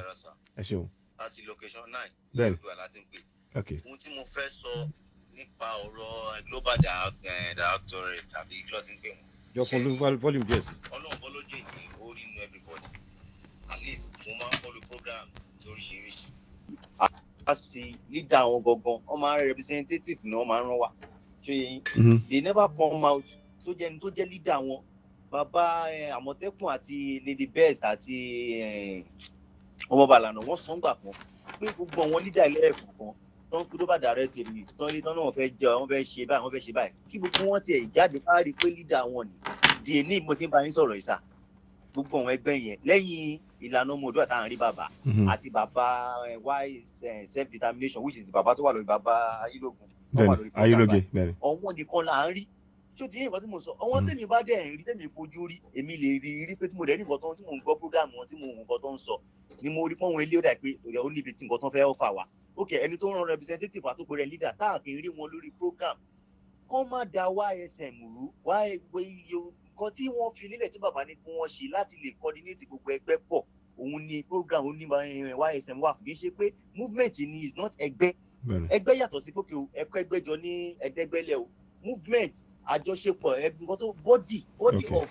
nǹkan tó kó wa pọ̀ òun YSM kọ́ máa dàrú gbogbo iṣu àwọn kan náà ti fún ní kinní yẹn tẹ́lẹ̀ àwọn kan náà ní kọ́ máa ṣe tẹ́lẹ̀ yẹn gbogbo èèyàn kàn fẹ́ da ayẹ̀pẹ̀ sí nǹkan náà lẹ́ni gbà fún wọn kéèyàn kan má kàn interrupt nǹkan tí wọ́n ń ṣe they have good plan ẹgbẹ́ nǹkan tí bàbá yẹn sọ wọ́n ní àwọn máa screen àwọn èèyàn wọ́n máa try láti fara Yorùbá mú sọ inú mi sọ inú mi ò dùn pẹ̀lú nǹkan tí mo gbọ́ pé global directorate kan náà fún l'opportunity yẹn tẹ́lẹ̀ wọ́n fún l'opportunity yẹn wọ́n ẹ̀ bá kàn sórí program kan wá sọ̀rọ̀ rí this man has becoming showing face mi mo pé wọ́n ní wọ́n náà máa wà níjọ wọ́n ti ń wá ń sọ̀rọ̀ ń pa ẹ̀ kọ́ báyìí ló ṣẹlẹ̀ kọ́ báyìí ló ṣẹlẹ̀ kọ́ báyìí ẹ jẹ́ kí ọmọọba kan pé wọn tá à ń sọ yìí wọ́n máa ní kán wá wọn ò ní wá tí wọ́n máa lẹ̀kì mọ́ bí kan tí wọ́n ò ní wá adẹ̀rẹ́ni tó ń wá tí wọ́n ní kán máa coordinate gbogbo ẹgbẹ́ pọ̀ ẹ̀ ń sọ pé wọn náà ní kán máa ṣe tẹ́lẹ̀ àwọn kan náà ní kán máa ṣe tẹ́lẹ̀ kí nìkan náà ní kán máa ṣe tẹ́lẹ̀ àwa táwa ní location 9 àwa ni à ń jẹ jù àdẹ̀ni tó bá máa dàka mọ́ àmọ́ tí ẹ pé òun lè rí ready to offer something wọ́n náà wọ́n ń ṣe screening lọ́wọ́ fún wọn tó wọ́n fẹ́ yàn láti lè fi ṣèjọba láti lè bímọ ó lè máa mú nínú ẹgbẹ́ kọ̀ọ̀kan ni kì í ṣe pé èèyàn kan máa dá ṣe kì í ṣe tí èèyàn kan lè dá ṣe mi ò tọ́ láti create sinus àbí láti dájàlẹ̀ láàrin ọmọ méjì but ẹ jẹ́ kẹ́ni tó lè ṣe kó ṣe ẹ má sọ pé nítorí pé ẹ̀yin kan lẹ́kọ̀ọ́ kan ṣe tẹ́lẹ̀ gbọ́dọ̀ ìwọ́n ti gbé lómi nìde yẹn support ẹ̀ náà ẹjọ́ ṣépọ̀ ẹ̀ àgbájọwọ́ you don't have to condemn anybody export ẹ máa sọ pé àwọn kan ló ń ṣe tẹ́lẹ̀ àbúkọ̀ kan ní kinní kan it's not part of it at all orí mi ò dùn pẹ̀lú nǹkan tí mò ń gbọ́ nípa ìyẹn ẹ ṣe sá. ẹ ṣeun gan ok ideally gbogbo àwọn ẹgbẹ́ so mi mọ̀ tẹ́ bá ní àfikún lórí ọ̀rọ̀ yẹn sà gbogbo àwọn ẹgbẹ́ ìṣe ẹ má bínú sà ẹ má sọ̀rọ̀ lọ. ẹ mọ̀ pé a ti gbẹ́nu lé ọ̀rọ̀ yẹn lé ní already nípa communication àti all of that ó turn out pé none of the ẹgbẹ́ la lè actually score highly in terms of pé kọ́ máa volunteer information fún wa ọ̀fọ́mọ Yorùbá a lot of times I expect kí àwọn náà máa put effort in rather coming out to tell us stuff kán wá sọ nǹkan fún wa ó yàtọ̀ sí pé ká máa pè wọ́n. So maybe all of these groups ló ní for instance nísìnyí àwọn nǹkan kan wà tó yẹ pé a máa ń gbọ́ ń ta ni ìṣèpò ó directly wá bá wa as media houses if you like. Protecting. Mo gbọ́ yín sà. Adàfẹ́ jẹ́ kí n sọ nǹkan kan tí mo ti ń sọ màá tó repeat wípé gbogbo nǹkan tá à ń ṣe sẹ́ à ń mú létòlétò sórí a ní publicity committee but screening mi ò ní sọ iye àwọn tá a yìn screening bẹ́ẹ̀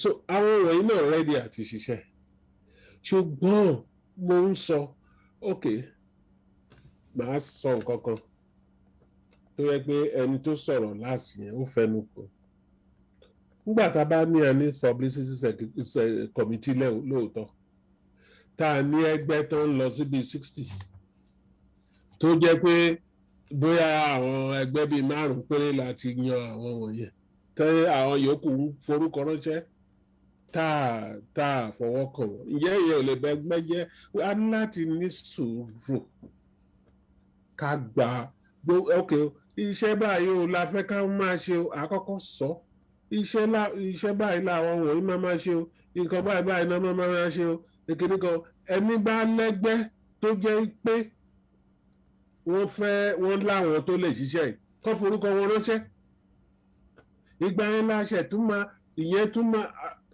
o kàn lè ní kọ́ forúkọ ránṣẹ́ léèní kó dọ̀tún la kó ló ti tán àti fìlẹ̀ ẹ̀ irọ́ tábà gbàjọ tán àtúnṣọ pé ìjọba ìbáyìí làwọn èèyàn máa fọ̀rọ̀ jomitoro ọ̀rọ̀ pẹ̀lú àwọn lọ́kọ̀ọ̀kan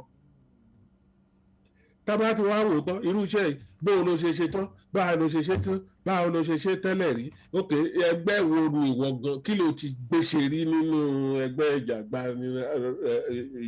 ìjàgbara ẹni kí ló ti ṣe rí ibi tá a ti máa mọ̀ bóyá ẹni tó wà kọ̀mítẹ̀ kíní yìí òun ṣe ọ̀rọ̀ yìí pé tó bá kàn tí ń lọ mú ẹni otherwise we will lose people who may tó bá dàbẹ̀ ni pé ó skill towards somebody else or some other people nǹkan tí mò ń fẹ́ kẹ́ ẹ understand nìyẹn tí gbogbo nǹkan à ń ṣe torí pé number of organization ti pọ̀ ju nǹkan tá a kàn máa ní iye àwa kéréje kan la lọ dá ṣe otherwise ẹ máa gbọ́ pé bàbá ẹni bàbá ẹ ṣe ẹ ṣáàgbọ́ ti bàbá Akíntóyè sí he according to him what he told me was that gbọ́ Banji bóun ló ṣe máa Yorùbá ṣe máa pòun pé àwọn náà kóra wọn jọ òun á wá ní kìíní òun náà encourage wọn ní ẹni tó tún wá bí ní ó jù bẹ́ẹ̀ lọ èmi ò mọ. àwọn kan tún ti ń pè báyìí. gbé. gbogbo nǹkan tá a máa wò nìyẹn. hello. wípé. yẹn dókítà mo fẹ́. hello. ẹ mọ̀ ń gbọ́ yín ẹ gbọ́n sókè. hello. ẹ kálẹ́ sà o. ẹ kálẹ́ mà ẹ gbọ́n sókè. à ń gbọ́ yín. ẹ jọ nǹkan tí mo kàn fẹ́ sọ ni sà pé bàbá Akíntóyè mi ìró ipò yẹ kó wà nínú ẹgbẹ́ kankan because bó ṣe wà nínú ẹgbẹ́ yẹn ó dà pé wọ́n máa favour that is general life pé àwọn èèyàn máa rò pé wọ́n máa favour ẹgbẹ́ tí wọ́n wà bàbá wa ni wọ́n kò yẹ kó wà nínú ẹgbẹ́ ó yẹ kó máa dá sí ọ̀rọ̀ gbogbo ẹgbẹ́ tó bá wà ní. okay. and again wọ́n ní àwọn ẹgbẹ́ tó ti kúrò wọ́n náà kówó jẹ àwọn èèyàn kówó jẹ ń bẹ̀ bàbá ò sọ anything about it kò sẹ́ni àgbọ̀ ẹni tó ń ṣe investigation pé ṣóòótọ́ ni o ṣóòótọ́ kọ́ because gbogbo nǹkan tó lè ba àwọn nǹkan wa jẹ́ ní infusion yẹn a ní láti mọ̀ ṣóòótọ́ ni wọ́n kówó jẹ èlò náà kó jẹ ta ló kó jẹ. ẹ jẹ́ kí ṣé wọ́n béèrè lọ́wọ́ mi ni àbí.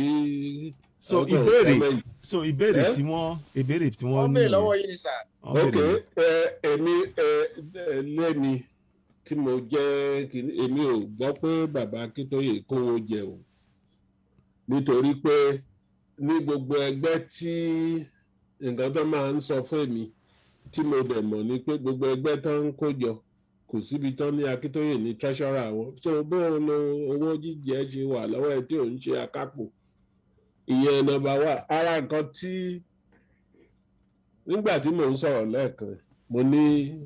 ẹ jọ̀ọ́ bàbá ẹ má bínú sá arábìnrin yẹn sọ pé bàbá o. exactly nǹkan tí mo fẹ́ sọ ni wọ́n ní pé wọ́n sọ pé àwọn kan kówó jẹ bọ̀ bàbá ń ṣe investigation bàbá ń ṣe investigation bàbá kọ́.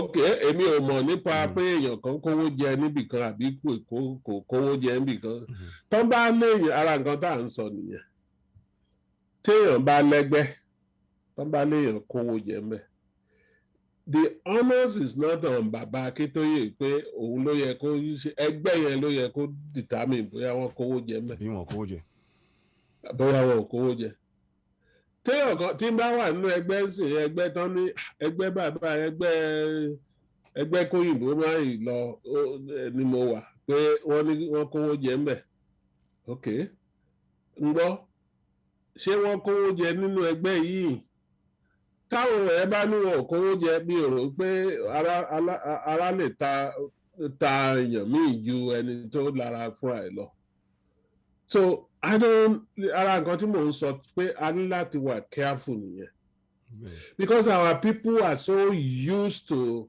bí nǹkan ṣe ń lọ ní Nàìjíríà yí pé téèyàn kan ẹni tí ò ní ṣòkòtò méjì tẹ́lẹ̀ tó bá di kánsẹ́lọ̀ á bẹ̀ sí kọ́lé á bẹ̀ sí ra mọ́tò lóṣù kẹta so oníkàlùkù ti gbà pé tó bá yà àti wà nínú bí báyìí lọ ń kówó jẹ ni so we have to be very careful ibi ara mentality ló fi jẹ́ pé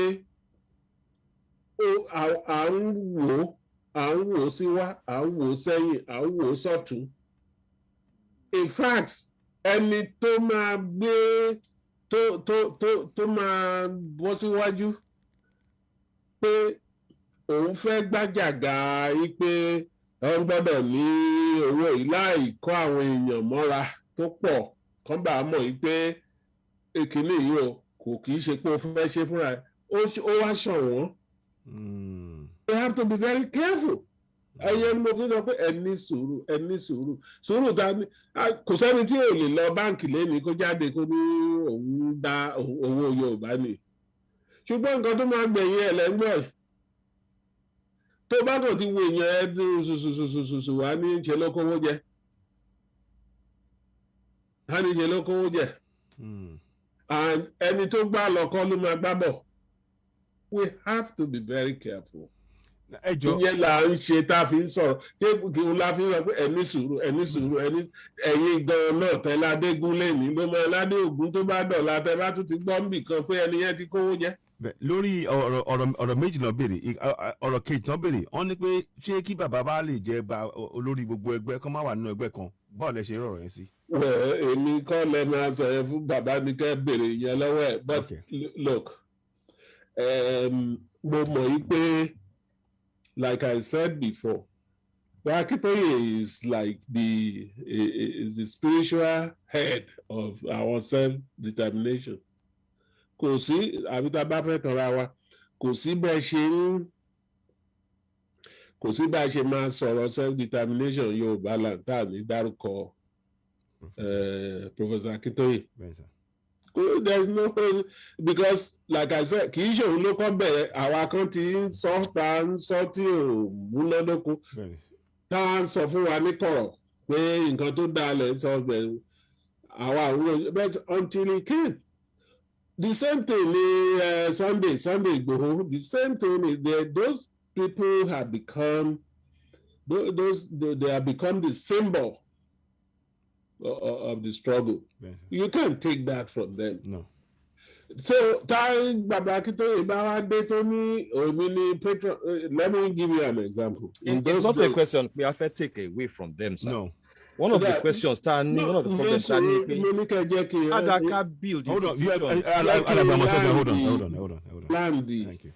You see, you cannot give me. I'm not a mathematician. No man give you background. Kito for any clincher me. So tó bá ti pààrọ̀ mọ́ aago mi lẹ́nu òògùn òní all the right. Ẹ má bínú sir.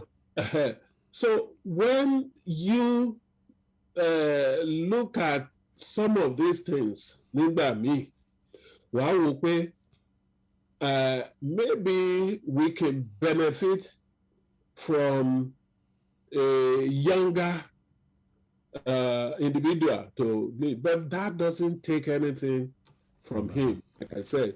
However, I will give you another example. In those days, ní tá à ń ṣe ìjà agbára ẹni báyìí nígbà military, Professor Soyinka always say pé no, I'm not going to tabatet in your chairman. Soyinka will say no. I just want to be the spokesperson for the organization. Because if it are ní NANICON ní UDFN gbogbo ẹgbẹ́ tá a form lójú lọ́dọ̀ àwọn Soyinka ń gbà yẹn tí a mọ̀ pé òun ni leader, but he will always never be the chairman or anything.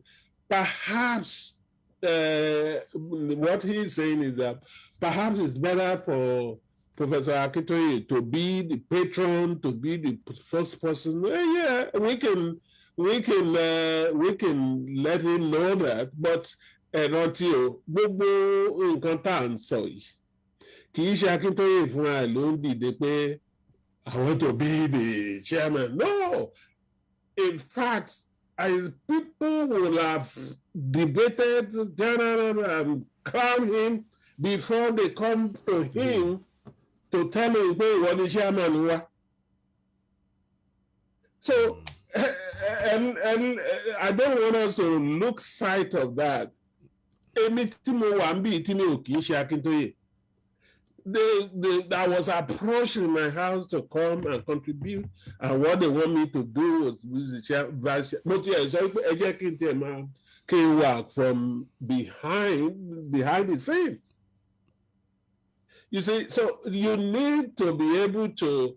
We are discussing, but let me assure you that he has never been Akintoye's wish to be chairman Bobobi. No, it's not.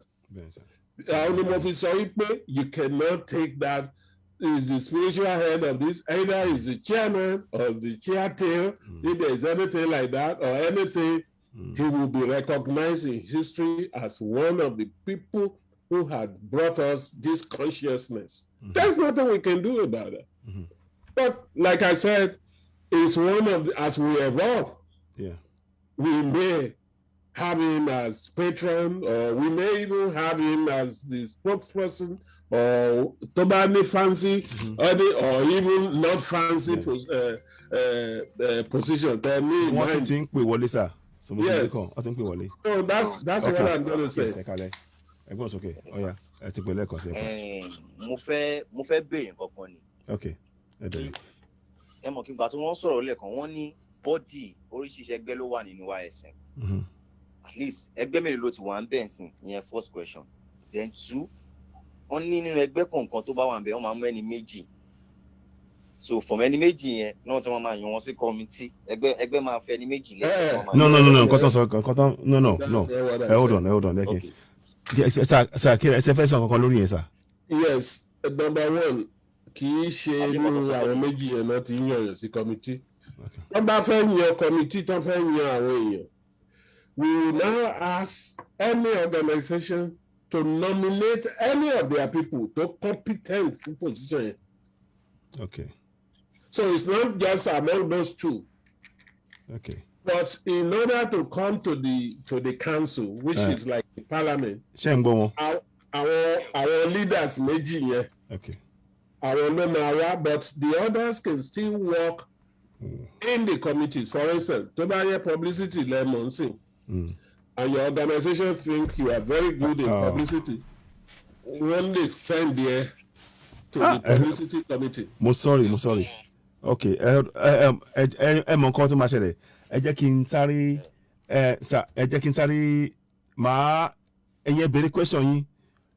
Ẹ béèrè question yín, then ẹ gbọ́ afterwards. Ṣé gbọ́? Ẹ jọ̀ọ́ ẹ jẹ́ kán sọ̀rọ̀ ẹ béèrè question yín fully. Ṣé gbọ́? Ẹ̀yin béèrè question yín. mute ara ẹ̀. Wọ́n explain. No, hold. Yeah, máa sọ̀rọ̀. Yes. Okay. Ó yá, ẹ sọ̀rọ̀. Gẹ́gẹ́ bí nǹkan tí mo ti ń gbọ́ láti wà láti. Because àwọn bàbá fèsì sí ọ̀rọ̀ yẹn but ẹ gbọ́ so but ẹ máa ṣẹlẹ̀ kan sí ẹ má bínú so ẹ kàn ṣáà ṣe ń rápẹ́ torí àsìkò ẹ ṣeun. Okay. So nísìnyí ẹgbẹ́ mélòó àwọn committee mélòó ló fẹ́ form then á tó gbà wo at least ta lè sọ pé committee yẹn ó máa reform tán gẹ́gẹ́ bíi pé wọ́n ṣe training fún ọ lọ́wọ́ báyìí gẹ́gẹ́ bí kọ́ta gbọ́ lẹ́nu wọn. committee mi lọ fẹ́ form àti pé á tó gbà wo tán máa reform tán. ṣẹ̀gẹ́ tí ó kì á ti mú bá máa fi di December o àwọn committee wa ti máa. so ẹ fẹ́ mọ àsìkò ẹ fẹ́ mọ àwọn committee ẹ dẹ̀ fẹ́ mọ àsìkò. pé committee mélòó ni àsìkò wo ló máa bẹ̀rẹ̀ iṣẹ́ mélòó ni á tó gbà wo wọ́n fún wa ní exactly time. so we know that committee yẹn àwọn kan máa bẹ̀rẹ̀ sí function ní ọjọ́ báyìí oṣù báyìí. then one account náà kọ́ sọ̀rọ̀ lórí ẹ̀ náà. ẹ ṣeun gan ni ẹ ṣeun. Okay, so a ti sọ̀rọ̀ lórí one account. Bẹ́ẹ̀ ti sọ mímọ̀ pé ti sọ bẹ́ẹ̀. Right, so complain. Màá sọ fún ọkọ lọ gbọ́ yín padà níbẹ̀ dẹ̀ again. So but ẹ lè sọ̀rọ̀ lórí ti ẹ lè sọ̀rọ̀ díẹ̀ ẹ ti sọ̀rọ̀ díẹ̀ ẹ ti fi èsì sórí ọ̀rọ̀ ti committee members yẹn pé àwọn ẹgbẹ́. Yeah, the committees, I think there are about 7 or 8 committees. Mm-hmm. Now. I can't say tomorrow we are going to be because I can pick the almost 60 organizations are going to look at the people and see around méjì tó lè lọ bí bóyá àwọn 60 yẹn gan ló máa send èèyàn. Then we start vetting them, we start knowing their commitment with their. How will I be able to say that? But then, most of the committees, at least, about 2 or 3 committees are working already. Okay. Even the finance committee is even working. From the legal committee has been working. You know, and others. Okay. So, building an organization is not such a mechanical enterprise. Thomas, and you are dealing with people of various backgrounds, people of various, and there are other variables. Otherwise, to bash and continue, you'll be called out when I'm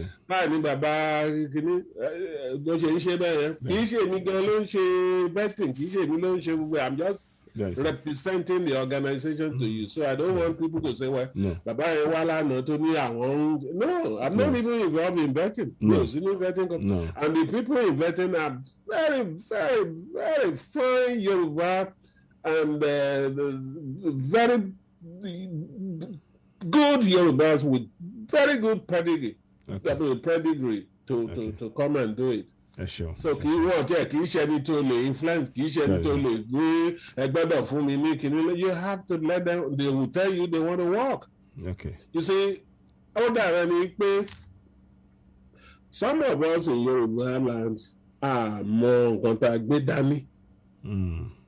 Because in every facet of life we have credible, articulate, and very straightforward people that are not afraid of anybody. They will tell you, even èmi gan eléyìí tó jù gan ní bàbá ẹ fún wa láyè ká ṣiṣẹ́ wa. You hear that often, pé bàbá yìí ló gbéṣẹ́ fún wa. I'm not involved in all of these things. But the reason I'm here today is to let you know, Ikpe, the new outfit, ẹni tó ń bèrè lẹ́ẹ̀kan pé mistake of the past. Mistake of the past, come out with hello, 1 second. Hello, call ti padà wọlé again. Àti ní call mi sir. Hold on, sir. Hold on. Hello, caller. Ẹ̀gbọ́n okay. Yes, hello. Hello, yeah. Ẹ káalẹ́ sir. Ẹ káalẹ́ ńbẹ̀ o. Ẹ káalẹ́. Hello. Ẹ jọ̀ọ́ kí ló à ń gbọ́ yín. Yeah. Okay. Yeah, question tẹ́ mi kọ́ ni fún àwọn dáàdì ni pé pẹ̀lú gbogbo nǹkan tó ń ṣẹlẹ̀ pẹ̀lú Yorùbá nation. Sorry to say, sir, it looks unorganized, first of all. Secondly, it looks like people are not getting along, which is not supposed to be. Everybody's attacking this person, like everybody is trying to, like they're trying to go, I don't know, like fighting on one hard dog. So I don't know what is going on. And then number 2, the main focus is about this guy that was able to put his own life online for all Yoruba citizens. And it looks like nothing is being done. We have, all his lawyers are parading like they I don't know, celebrity talking. So it's like nobody is saying anything. And you know, I mean, mo máa ń gbọ́ wá ní Yorùbá ò ṣe gbèjà bíbọ́ àlọ́ ṣe máa ń sọ. So it looks like we're now proving it right, like it's really true. So I mean, my own thing is that people are talking about who's stealing money, who's not stealing money. First of all, if there is one account, all this rubbish will not be happening. Excuse my language. Yes, but you will have a printout, so you know who is getting the money, who is stealing what. But if that one is coming out and say, I need this one, I'm so ashamed. I'm not trying to compare our own race with anybody, but look at the Igbos. We hardly hear what they are. Hear what they are doing. The only thing I would say is they have major problems now, though. They do have some problems. They have as well now, problems but, too. But they let's, have but I hear bigger you. problems. But, yeah, that's fine. But do you hear it out there? No. But we are the one that we hear that. But I think we need a one account. We need to focus about Baba getting out. We need to get a good lawyer. I'm sorry to say, I don't know if they're planning to get any lawyer. But my own thing is that they need to get people. Maybe one from Nigeria, one from America, way, and they need to get a foreign one. So I just want to know what is the plan. And then Baba Kitoye, may God be with him. I think I'm not saying he's old. I think he needs to appoint one person that is going to be doing all this running around for him. He's doing everything. But, you know, it's like everything is silent. People are getting killed. So it's like nobody knows what they are doing. They don't even know what so I think we should have something well organized. Everything should be aligned, and then we'll be fine. So that's just my own Thank you so much for the call and very good questions. You raised very important points here. I would love to hear from you again. Okay, sir. He's just made some statements which are very sensible. Okay. I mean, Nibo versus he wants a good running organization. We are working towards that. Okay. Any more callers? So far, let me see this. There might be one more person, and I'm trying to see the call earlier. I'm going to return the call. But there is something I want to quickly add. Yes, sir. Yes, sir.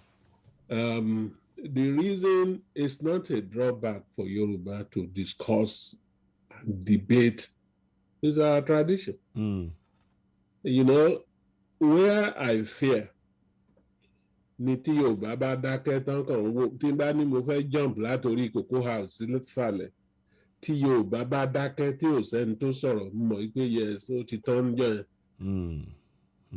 Tí Yorùbá bá ní àwa ọmọ ayílóge kí ló dé tó máa lọ ṣe yẹn tí ata debate ẹ̀ dáadáa. Then I know I'm within my people. And that has been our tradition. We debate issues. But there is something I also want the younger ones to know. Once we debate and we zero in, it may take us longer. And we say, yes, plurality, this is what we are going to do. The battle is won. That has been the Yoruba kì í ṣe èèyàn kan téèyàn kan tó lè fi pàpà kan sọ wípé ẹ lọ bí yìí tó máa lọ. Chief Awolowo didn't become Chief Awolowo that we know now without trying several decades. You understand? So kéèyàn kankan máa respect pé tó ń bá kàn ti ní nǹkan tá a lọ ṣe ní gbogbo èèyàn máa lọ bẹ̀. No, people will, and it strengthens us.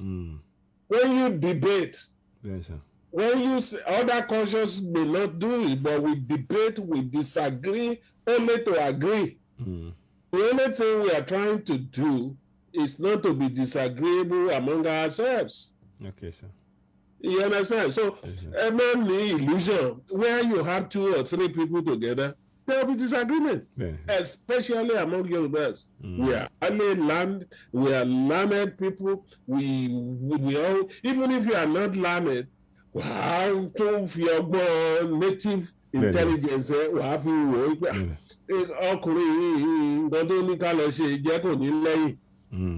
you will listen. You will listen to those people. Those people may be the arch supporter of that program to the end. When we started this Yoruba course, when I was younger, Like I said, we started almost 32 years ago now. Tabati de pade, and combat better. You know, when you learn all these rule of procedure, parliamentary rule of procedure, and all that, you want to. There's a little book we call Robert Rule of Procedure. So you're presiding over the meeting. You're going point of order. JB, gbogbo nǹkan tó sọ yìí èèyàn mẹ́ta ló ti sọ látàárọ̀. Àwọn èèyàn ní ẹ jẹ́ ó sọ tiẹ̀. It now became ṣé ìwọ sọ pé kó má repeat nǹkan tó èèyàn sọ ni. But you just find out that ọkùnrin yẹn tó kúrò lé ó ti sọ àwùjọ tó ń lọ nǹkan tó ń lọ sọ́nbẹ̀ ni is of no relevance wípé èèyàn méjì ti sọ before tí ò bá sọ tí ó lè má wá mọ́.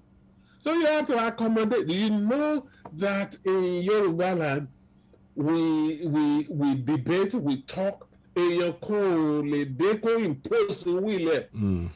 Bó tẹ̀ jẹ́bi tó ti ń jẹun gan wà á sọ fún yín pé nǹkan tó ṣe yìí ká tó máa sọ pé voluntary organization tó yẹ pé tó o bá wá ní the next one kò sẹ́ni tó máa mú ẹ.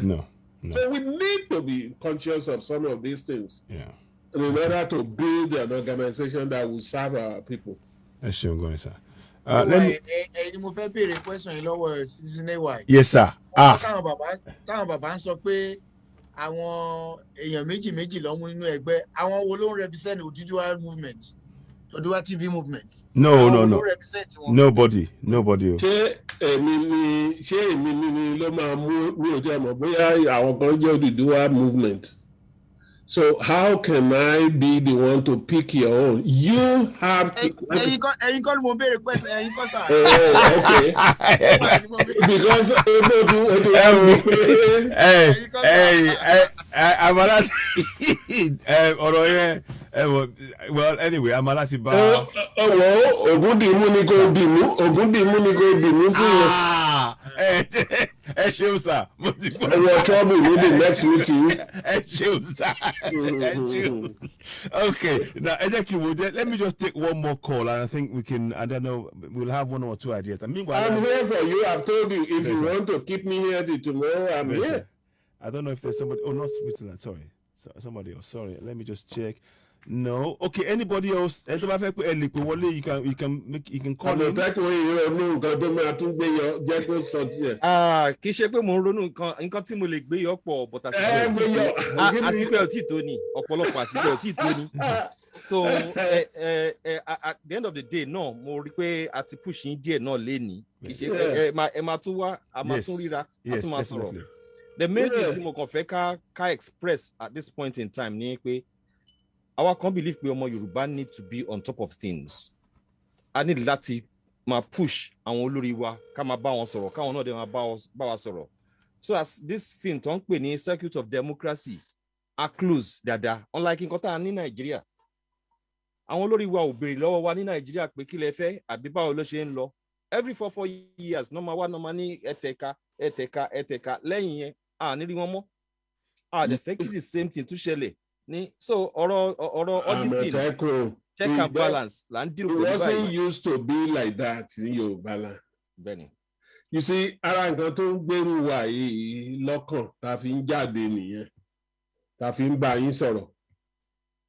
When I was growing up àwọn tó tiẹ̀ ní political education jù àwọn tí tá à ń pè lágbẹ̀ tó wà nílé. They were the backers of Chief Obafemi Awolowo. Kò sí wọ́n mọ political situation and their political awareness ó ju ti ẹni tó ní PhD ń sìn.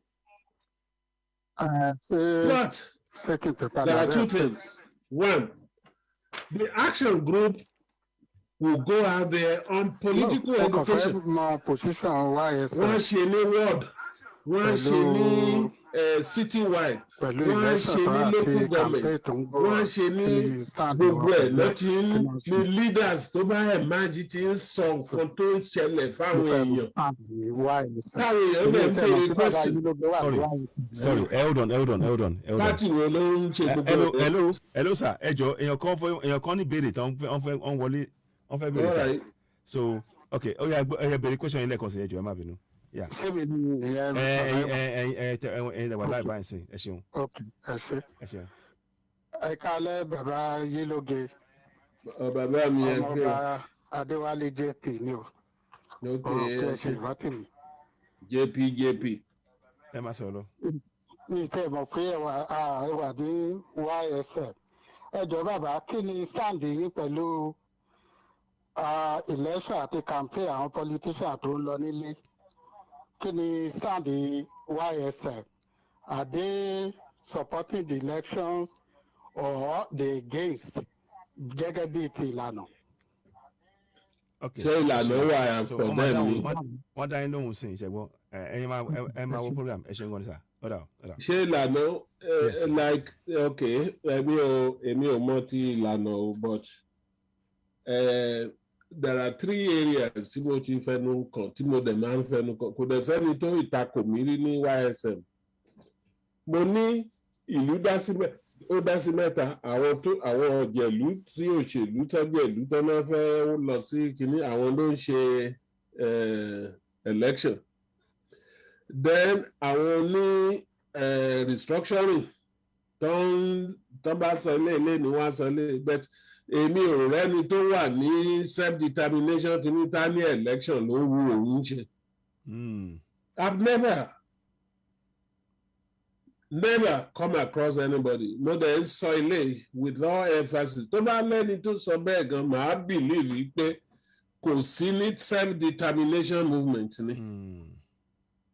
Because the moment tó bá ti ní self determination pé ẹ fẹ́ kúrò nílùú kí ló ń sọ̀rọ̀ election fún? Now ẹ má conflict eléyìí pẹ̀lú pé there must be no election. Èmi ò sọ bẹ́ẹ̀ bí pé ẹgbẹ́ òfin rán mi pé kí n lọ sọ pé ṣé mo pé kéèyàn tó sọ pé there must be no election. Èmi believe ó yẹ kán ti jọjọ jíròrò ká ti mọ nǹkan tá a máa ṣe tá a máa fi sọ pé kò ní sí election. Ṣé ó yẹ yín decision tí mo make? Bẹ́ẹ̀ sà, ọ̀yọ̀ àgbọ̀yé. Tí n bá wá sí bí ilé mi pé there must not be any election náà mi ò kàn ní fẹnu sọ lásán màá ti ní nǹkan tí mo gbọ́kànlé.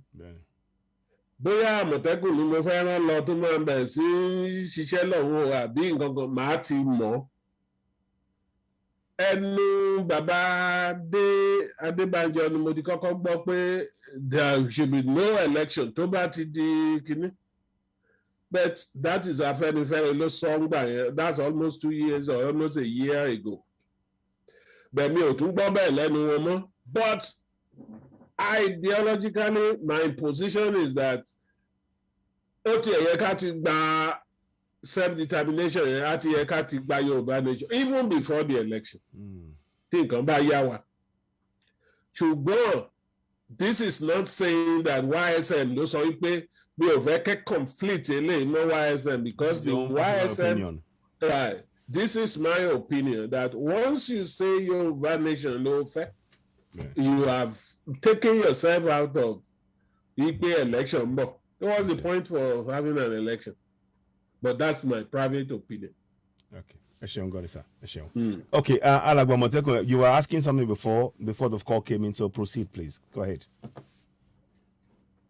Sáré try láti ṣe research kan sìn ní kí n lè prove nǹkan kan. Okay. But I could have sworn pé mo ti gbọ́ tí bàbá Banji Akintoye ti sọ pé no election. Èmi náà ti gbọ́ lẹ́nu wọn rí pé election kẹ̀ á ti kúrò nílẹ̀ á ti kúrò kó tó dìgbà yẹn. Èmi ò gbọ́ ti pé ìlànà sọ pé in fact it's news to me pé ìlànà sọ̀rọ̀ pé ṣé wọ́n ní kán lọ ṣe election ni. Èmi ò gbọ́ pé. No, ìlànà ò fọwọ́ sí pé kán lọ ṣe elections. All right. So I was right to taking that position. Yeah. Now, ẹ jẹ́ mi ní ìbéèrè tí mo fẹ́ béèrè mi in the meanwhile as well. Lórí gbogbo àwọn nǹkan tó ń ṣẹlẹ̀ nílùú wa, ó yẹ kí a ní central èèyàn kan tún ti pè. Okay, ẹ jẹ́ sáré gbé kọ́ wọn. Okay. Hello, caller. O ti lose call. Mo ti lose call. Màá ní kàn padà again. So now, n tí mo fẹ́ sọ ni pé nípa ọ̀rọ̀ tí nǹkan kan bá ṣẹlẹ̀ ó yẹ ká ní central body kan jẹ́ pé tí nǹkan kan bá ṣẹlẹ̀ ní ibikíbi ní ìpínlẹ̀ mẹ́jẹ̀ẹ̀jọ ó yẹ kó jẹ́ pé ìlú yẹn a máa ní coordinator tó máa wà ń bẹ̀ tó máa jẹ́ pé ó máa wà on ground tó máa communicate sọ́dọ̀ ẹ̀yin ní central office then ó máa jẹ́ pé àwọn á lè fún wa ní regular updates tí gbogbo wa lè fetí sí that kind of thing. Is that something that you are considering? Yes, because sharing security committee tó wà lẹ́sìn àwọn tó wà ń bẹ̀ àwọn tó wà Nàìjíríà wọ́n pọ̀ ju àwọn tó wà abroad. Okay. And those are our people in Nigeria that are doing things that have always been relied upon to do things. So one more, you see, what we can do in that wise is to facilitate their work. By the time all these things starts to happen, and you're gonna marvel me, nǹkan tó ń ṣẹlẹ̀, because kàn ní àwọn tó wà abroad. The YSM is not. Most of the people involved in YSM, security, publicity, anything, they are all residents in Nigeria.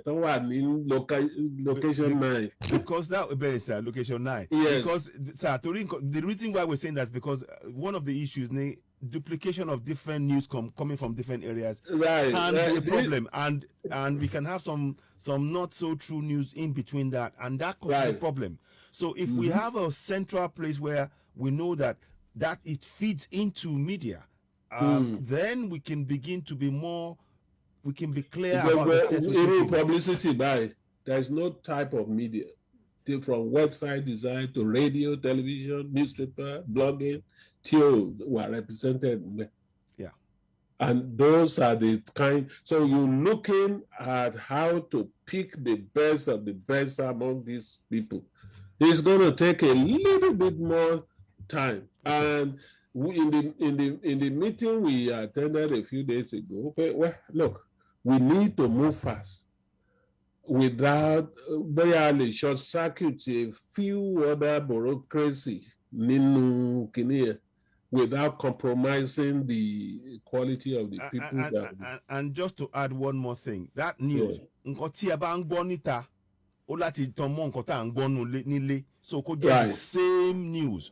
In fact, tó bá ṣe bóyá ká gbọ́ as close to each other as possible, because a lè stop oníkálukú a lè mọ àwọn ìgbésẹ̀ tá a máa gbé, so tá bá tiẹ̀ nìyẹn tó bá ti ń jáde regularly. Yes, of course, a lè ṣe, but the problem is the coordination of the different, and when there's tá bá ti ní group tó kàn máa ṣe fúnra wọn, it's not coordinated. That's exactly, you see, that is exactly why we feel that an organization or a movement like YSM is crucial. Look, like I've always emphasized, supplant all the other organizations. No. But Tobani Topic is bigger than what an organization can do.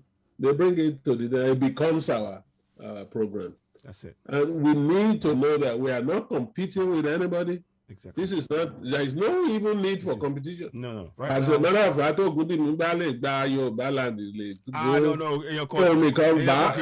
be glad to come there.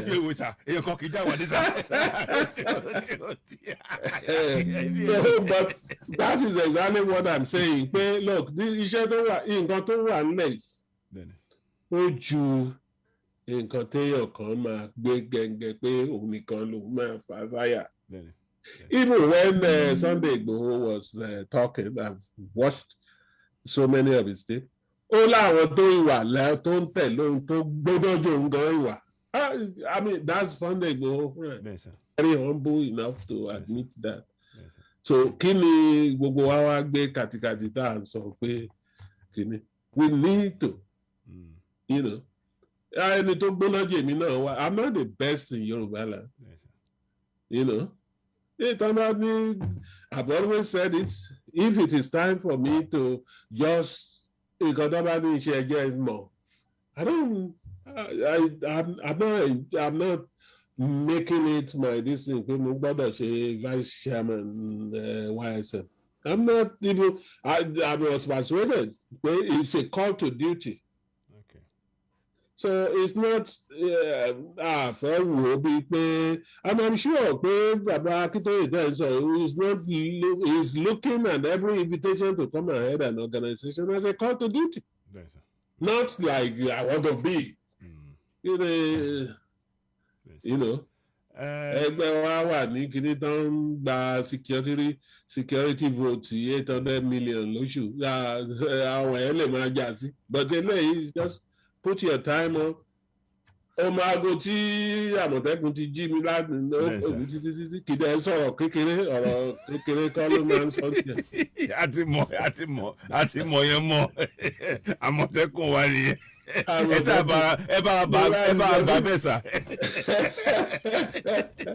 So when you look at all these things, you know that truly what we are looking forward to seeing in virtually all the organizations are people who are truly dedicated to the cause. Okay, sir. Not those who are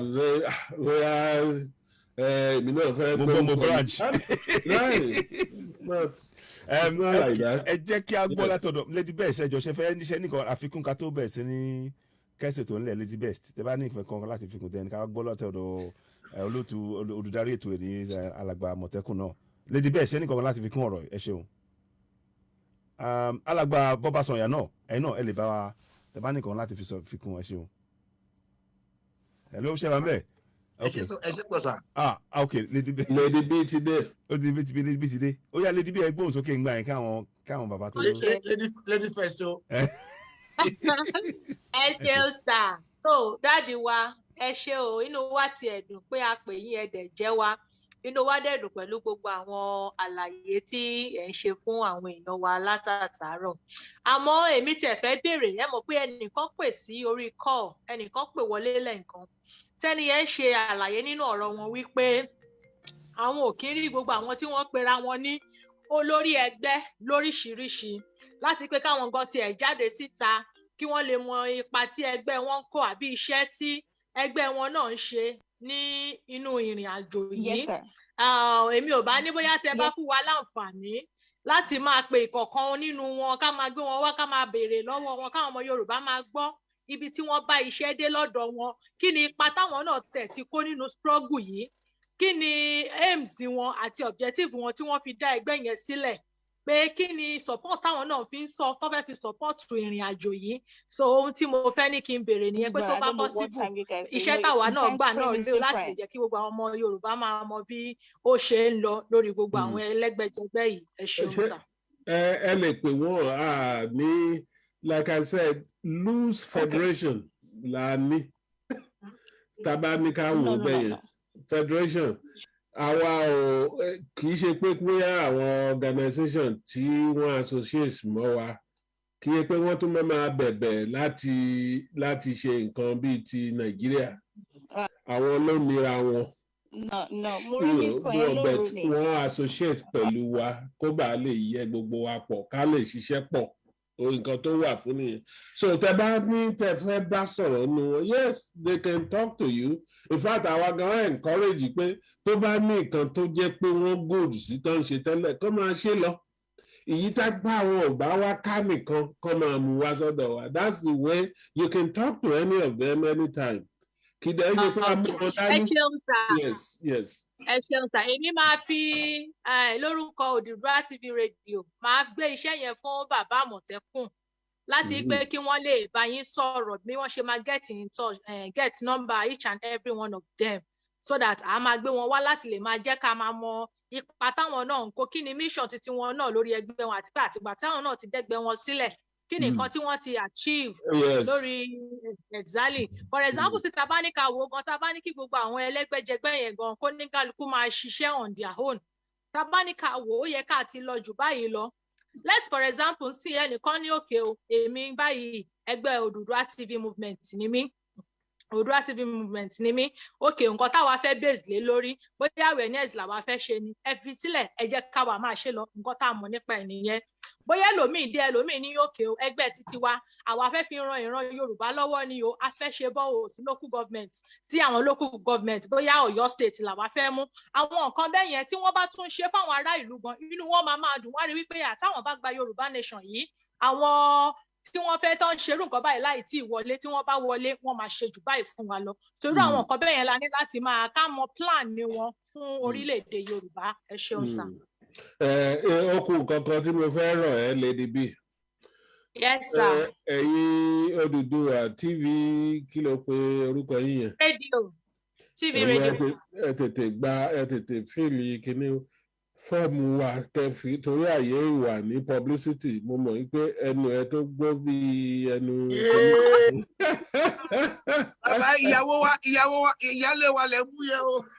Mi ò bú ṣé èbú ni pé ẹnu ẹ gbọ́ kékèké ẹnu tó bá gbọ́ kékèké bẹ́ẹ̀ ẹni wọ́n ní ìka tó bá tọ́ sí mú òun la fi ń rẹ mú. Tí bá lẹ́nu ẹ gbọ́ kékèké èébú kọ̀ mo ń kọ̀mẹ́ǹdì ẹ̀mí pé bó ṣe ń sọ̀rọ̀ yìí orí mi ń wú bó ṣe ń sọ tó bó ṣe kàyé ìnájú ó ṣàprápra ẹbí ló ṣàprápra ni ṣe mọ̀ pé èdè yín sìn mo ń tọ́ náà ní ṣàprápra yẹn mo ṣe gbọ́ láìpẹ́ so irú ẹni tó lè sọ̀rọ̀ kò sí gbogbo bó ṣe fẹnu lé bó ṣe sọ búrábúrábúrábúrá oyè ni we need talents like that to be in the publicity department, to be able to talk to people. They will be able to understand. Within tèmi báyìí sọ, èmi àkọ́kọ́ translate láti èdè Ìjàrẹ́ máa translate ẹ̀ sí Ọ̀yọ́ tá ń pè ní. Àwa náà gbìyànjú ní sá o. Láwa náà gbìyànjú ní sá. Well, so no problem here. You see that bóun ṣe sọ pàápàá bí Àmọ̀tẹ́kùn ṣe sọ yẹn èmi ò sọ bẹ́ẹ̀ tí bá ń sọ Yorùbá tèmi wà measured torí pé màá kọ́ gbé wá láti èdè Ìjàrẹ́ màá translate ẹ̀ sí eléyìí tẹ̀yìn lè gbọ́ kí n tó sọ síta. Ẹ kì í translate ẹ̀ sí Yankee ni sà. Ẹ kì í translate ẹ̀ sí Yankee ni sà. So mo dúpẹ́ lọ́wọ́ yín púpọ̀ pé it's been a very worthwhile conversation. You can be sure pé anything ní àṣà fún yín àti bàbá Akíntóyè àti anybody tó bá connected with the YSM tẹ́ bá pè wọ́n ṣàlàyé kò rí bẹ́ẹ̀ ṣe sọ yìí àkànfẹ́ kó dàbẹ̀ ní pé orí mídíà láti run organization lóníkálukú rọra ń ẹ jẹ́ ká ṣe lè ẹ jẹ́ á ṣe inú wa dùn tá bá ṣe lè tán inú wa dùn tá bá ṣe lè tán because tẹ́ bá gbọ́ àwọn professor ni lawyer ni tó wà ní àwọn tó ń vet àwọn tó wà ní security gan tó mọ nǹkan tó ń ṣe lára àwọn tó ṣe pàjáwìrì app tó fi ń mọ kí n tó ń ṣe lọ́wọ́ wọ́n wà ń bẹ̀. Look, nǹkan tó bá máa dá ó kọ́ sùúrù àá fi sùúrù ṣe tá a bá fi ìkánjú lábẹ́ gbígbóná ó máa jóyàn lẹ́nu so ẹ ní sùúrù bẹ́ẹ̀ ká máa ṣe lọ iṣẹ́ ń lọ you can be assured that ibi tá a wà lẹ́ni kọ́ la máa wà lọ́tùnla ọjọ́ mẹ́rin ẹ dẹ̀ rántí o wípé caution wà á láti wà cautious torí ìjọba amúnisìn tó wà ń bẹ̀ àwọn náà ò dúró àwọn olóṣèlú ò dúró so téèyàn kan bá kọ́kọ́ rẹ́rìí síwájú gan àkọ́kọ́ wò ó ṣé ó rí ìlú àbí kò rí ìlú so those are the things you need to know and àdúpẹ́ lọ́wọ́ yín. ọ̀gá tó bá ń sọ̀rọ̀ ay adako wọ̀ mú ìsọ̀ra ẹ̀. Sorry. AY. Yes, yes, sir. Okay. Yes, sir. Okay, ẹ má bínú. Yes. So final note, ẹ ṣeun gan ni, adúpẹ́ lọ́wọ́ yín gan ni, sir. Alágbára Èdùmàrè á ṣe é ṣe, àti máa mú yín wá sórí ètò bí gẹ́gẹ́ bí Àmọ̀tẹ́kùn ṣe sọ torí àwọn èèyàn tí ní àwọn ìbéèrè tó pọ̀. Àdèmà tún ń ṣe àwọn ètò kan lóríṣiríṣi. Àmọ́ nsìn èmi adúpẹ́. Àmọ̀tẹ́kùn, over to you before we round up. Well, exercise tá a ṣe lénìí lágbára Ọlọ́run Ọlọ́run á fún wa ní òye láti mọ̀ pé exercise tó necessary ni kí a máa keep ara wa together ká máa inform ara wa kí idea inclusion ọmọ ìlú kó jẹyọ ń bẹ̀ ká tó ká láti understand kan tí ọmọ ìlú fẹ́ wọ́n bá sọ fáwa ká sọ fẹ́yìn kó máa lọ bẹ́ẹ̀ yẹn kẹ́yìn náà máa measure temperature ọmọ ìlú wípé kí làwọn pípì yìí fẹ́ báwo la ṣe lè help wọn kí gbogbo ẹ̀ máa ró kó má jẹ́ pé a máa wà ní situation tó yẹ pé a wà disconnected from àwọn tá à ń lead. Leadership, government, service, gbogbo ẹ̀ náà láti ní connection, ó dẹ̀ láti wà fair, ó dẹ̀ láti wà thorough, ó dẹ̀ ní láti ní àyè fún audit. Mo máa ń sọ audit yẹn, mo máa ń sọ check and balance. Mo ti da alágbẹ̀dẹ báyìí, mo dẹ̀ ń lu yẹn lójú kan náà. Mo shock bó yé bàbá nǹkan tí mò ń sọ, wọn ò lè refute ẹ̀. Hardly anybody ló lè refute ẹ̀ nílé ayé yìí nínú democracy. So exercise yẹn la máa bẹ̀rẹ̀ báyìí. Ẹ tó bá ní ká máa ṣe bẹ́ẹ̀ á wá jẹ́ pé ẹni ẹ̀ gan ló wá fẹ́ di enemy democracy, but everything in good measure lágbára wọn. A dúpẹ́ lọ́wọ́ yín sà tẹ fún wa ní àsìkò yìí àti push yín díẹ̀. Mo dẹ̀ wà happy pẹ̀lú bẹ́ ṣe handle gbogbo nǹkan lágbára Ọlọ́run á fún wa ṣe. Ibi tó bá kù sí Ọlọ́run á fún ẹ̀yin àti àwọn ọ̀jọ̀gbọ́n àti ibì kan tó kù sí bẹ́ẹ̀ni sà. Èmi àti Lady B nìkan ni onírùgbọ̀n nínú wa, so by next time ìgbà máa wá. Abẹ́ẹ̀ni bàbá mi, wọ́n fi yẹrẹ wa jẹ.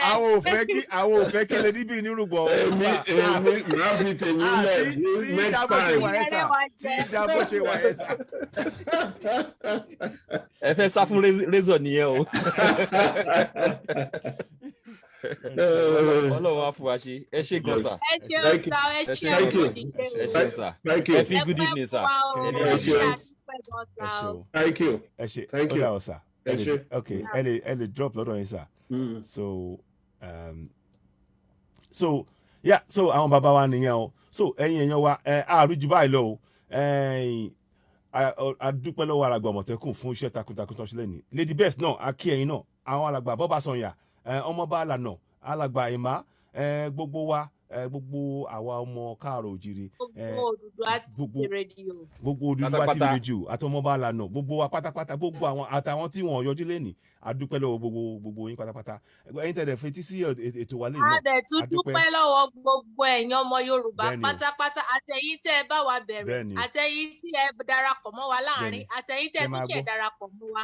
Gbogbo yín pátápátá la dúpẹ́ lọ́wọ́ yín o. Ẹ má jẹ́ kó sú wa o, ẹ má jẹ́ kó rẹ̀ wá o. Yorùbá nation náà ni no going back ni. We celebrate you all. Thank you very much for joining. So ká tó máa lọ, ẹ jẹ́ ká sáré kún kọ kákan gbọ́ orin orílẹ̀-èdè wa o ká fi ṣe ìlọ. Ẹ jẹ́ kí a kọ orin orílẹ̀-èdè wa.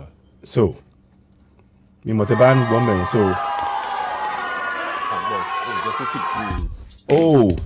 I have to do another time. Ẹ ṣáà gbọ́ tún ẹ wo lórí live broadcast please. We go now. Ó yá o.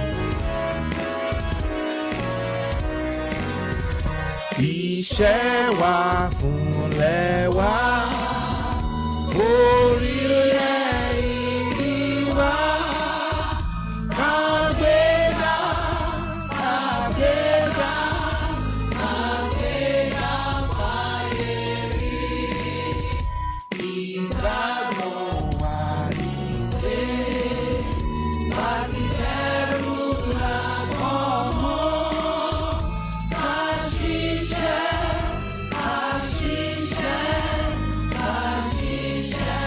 àjọ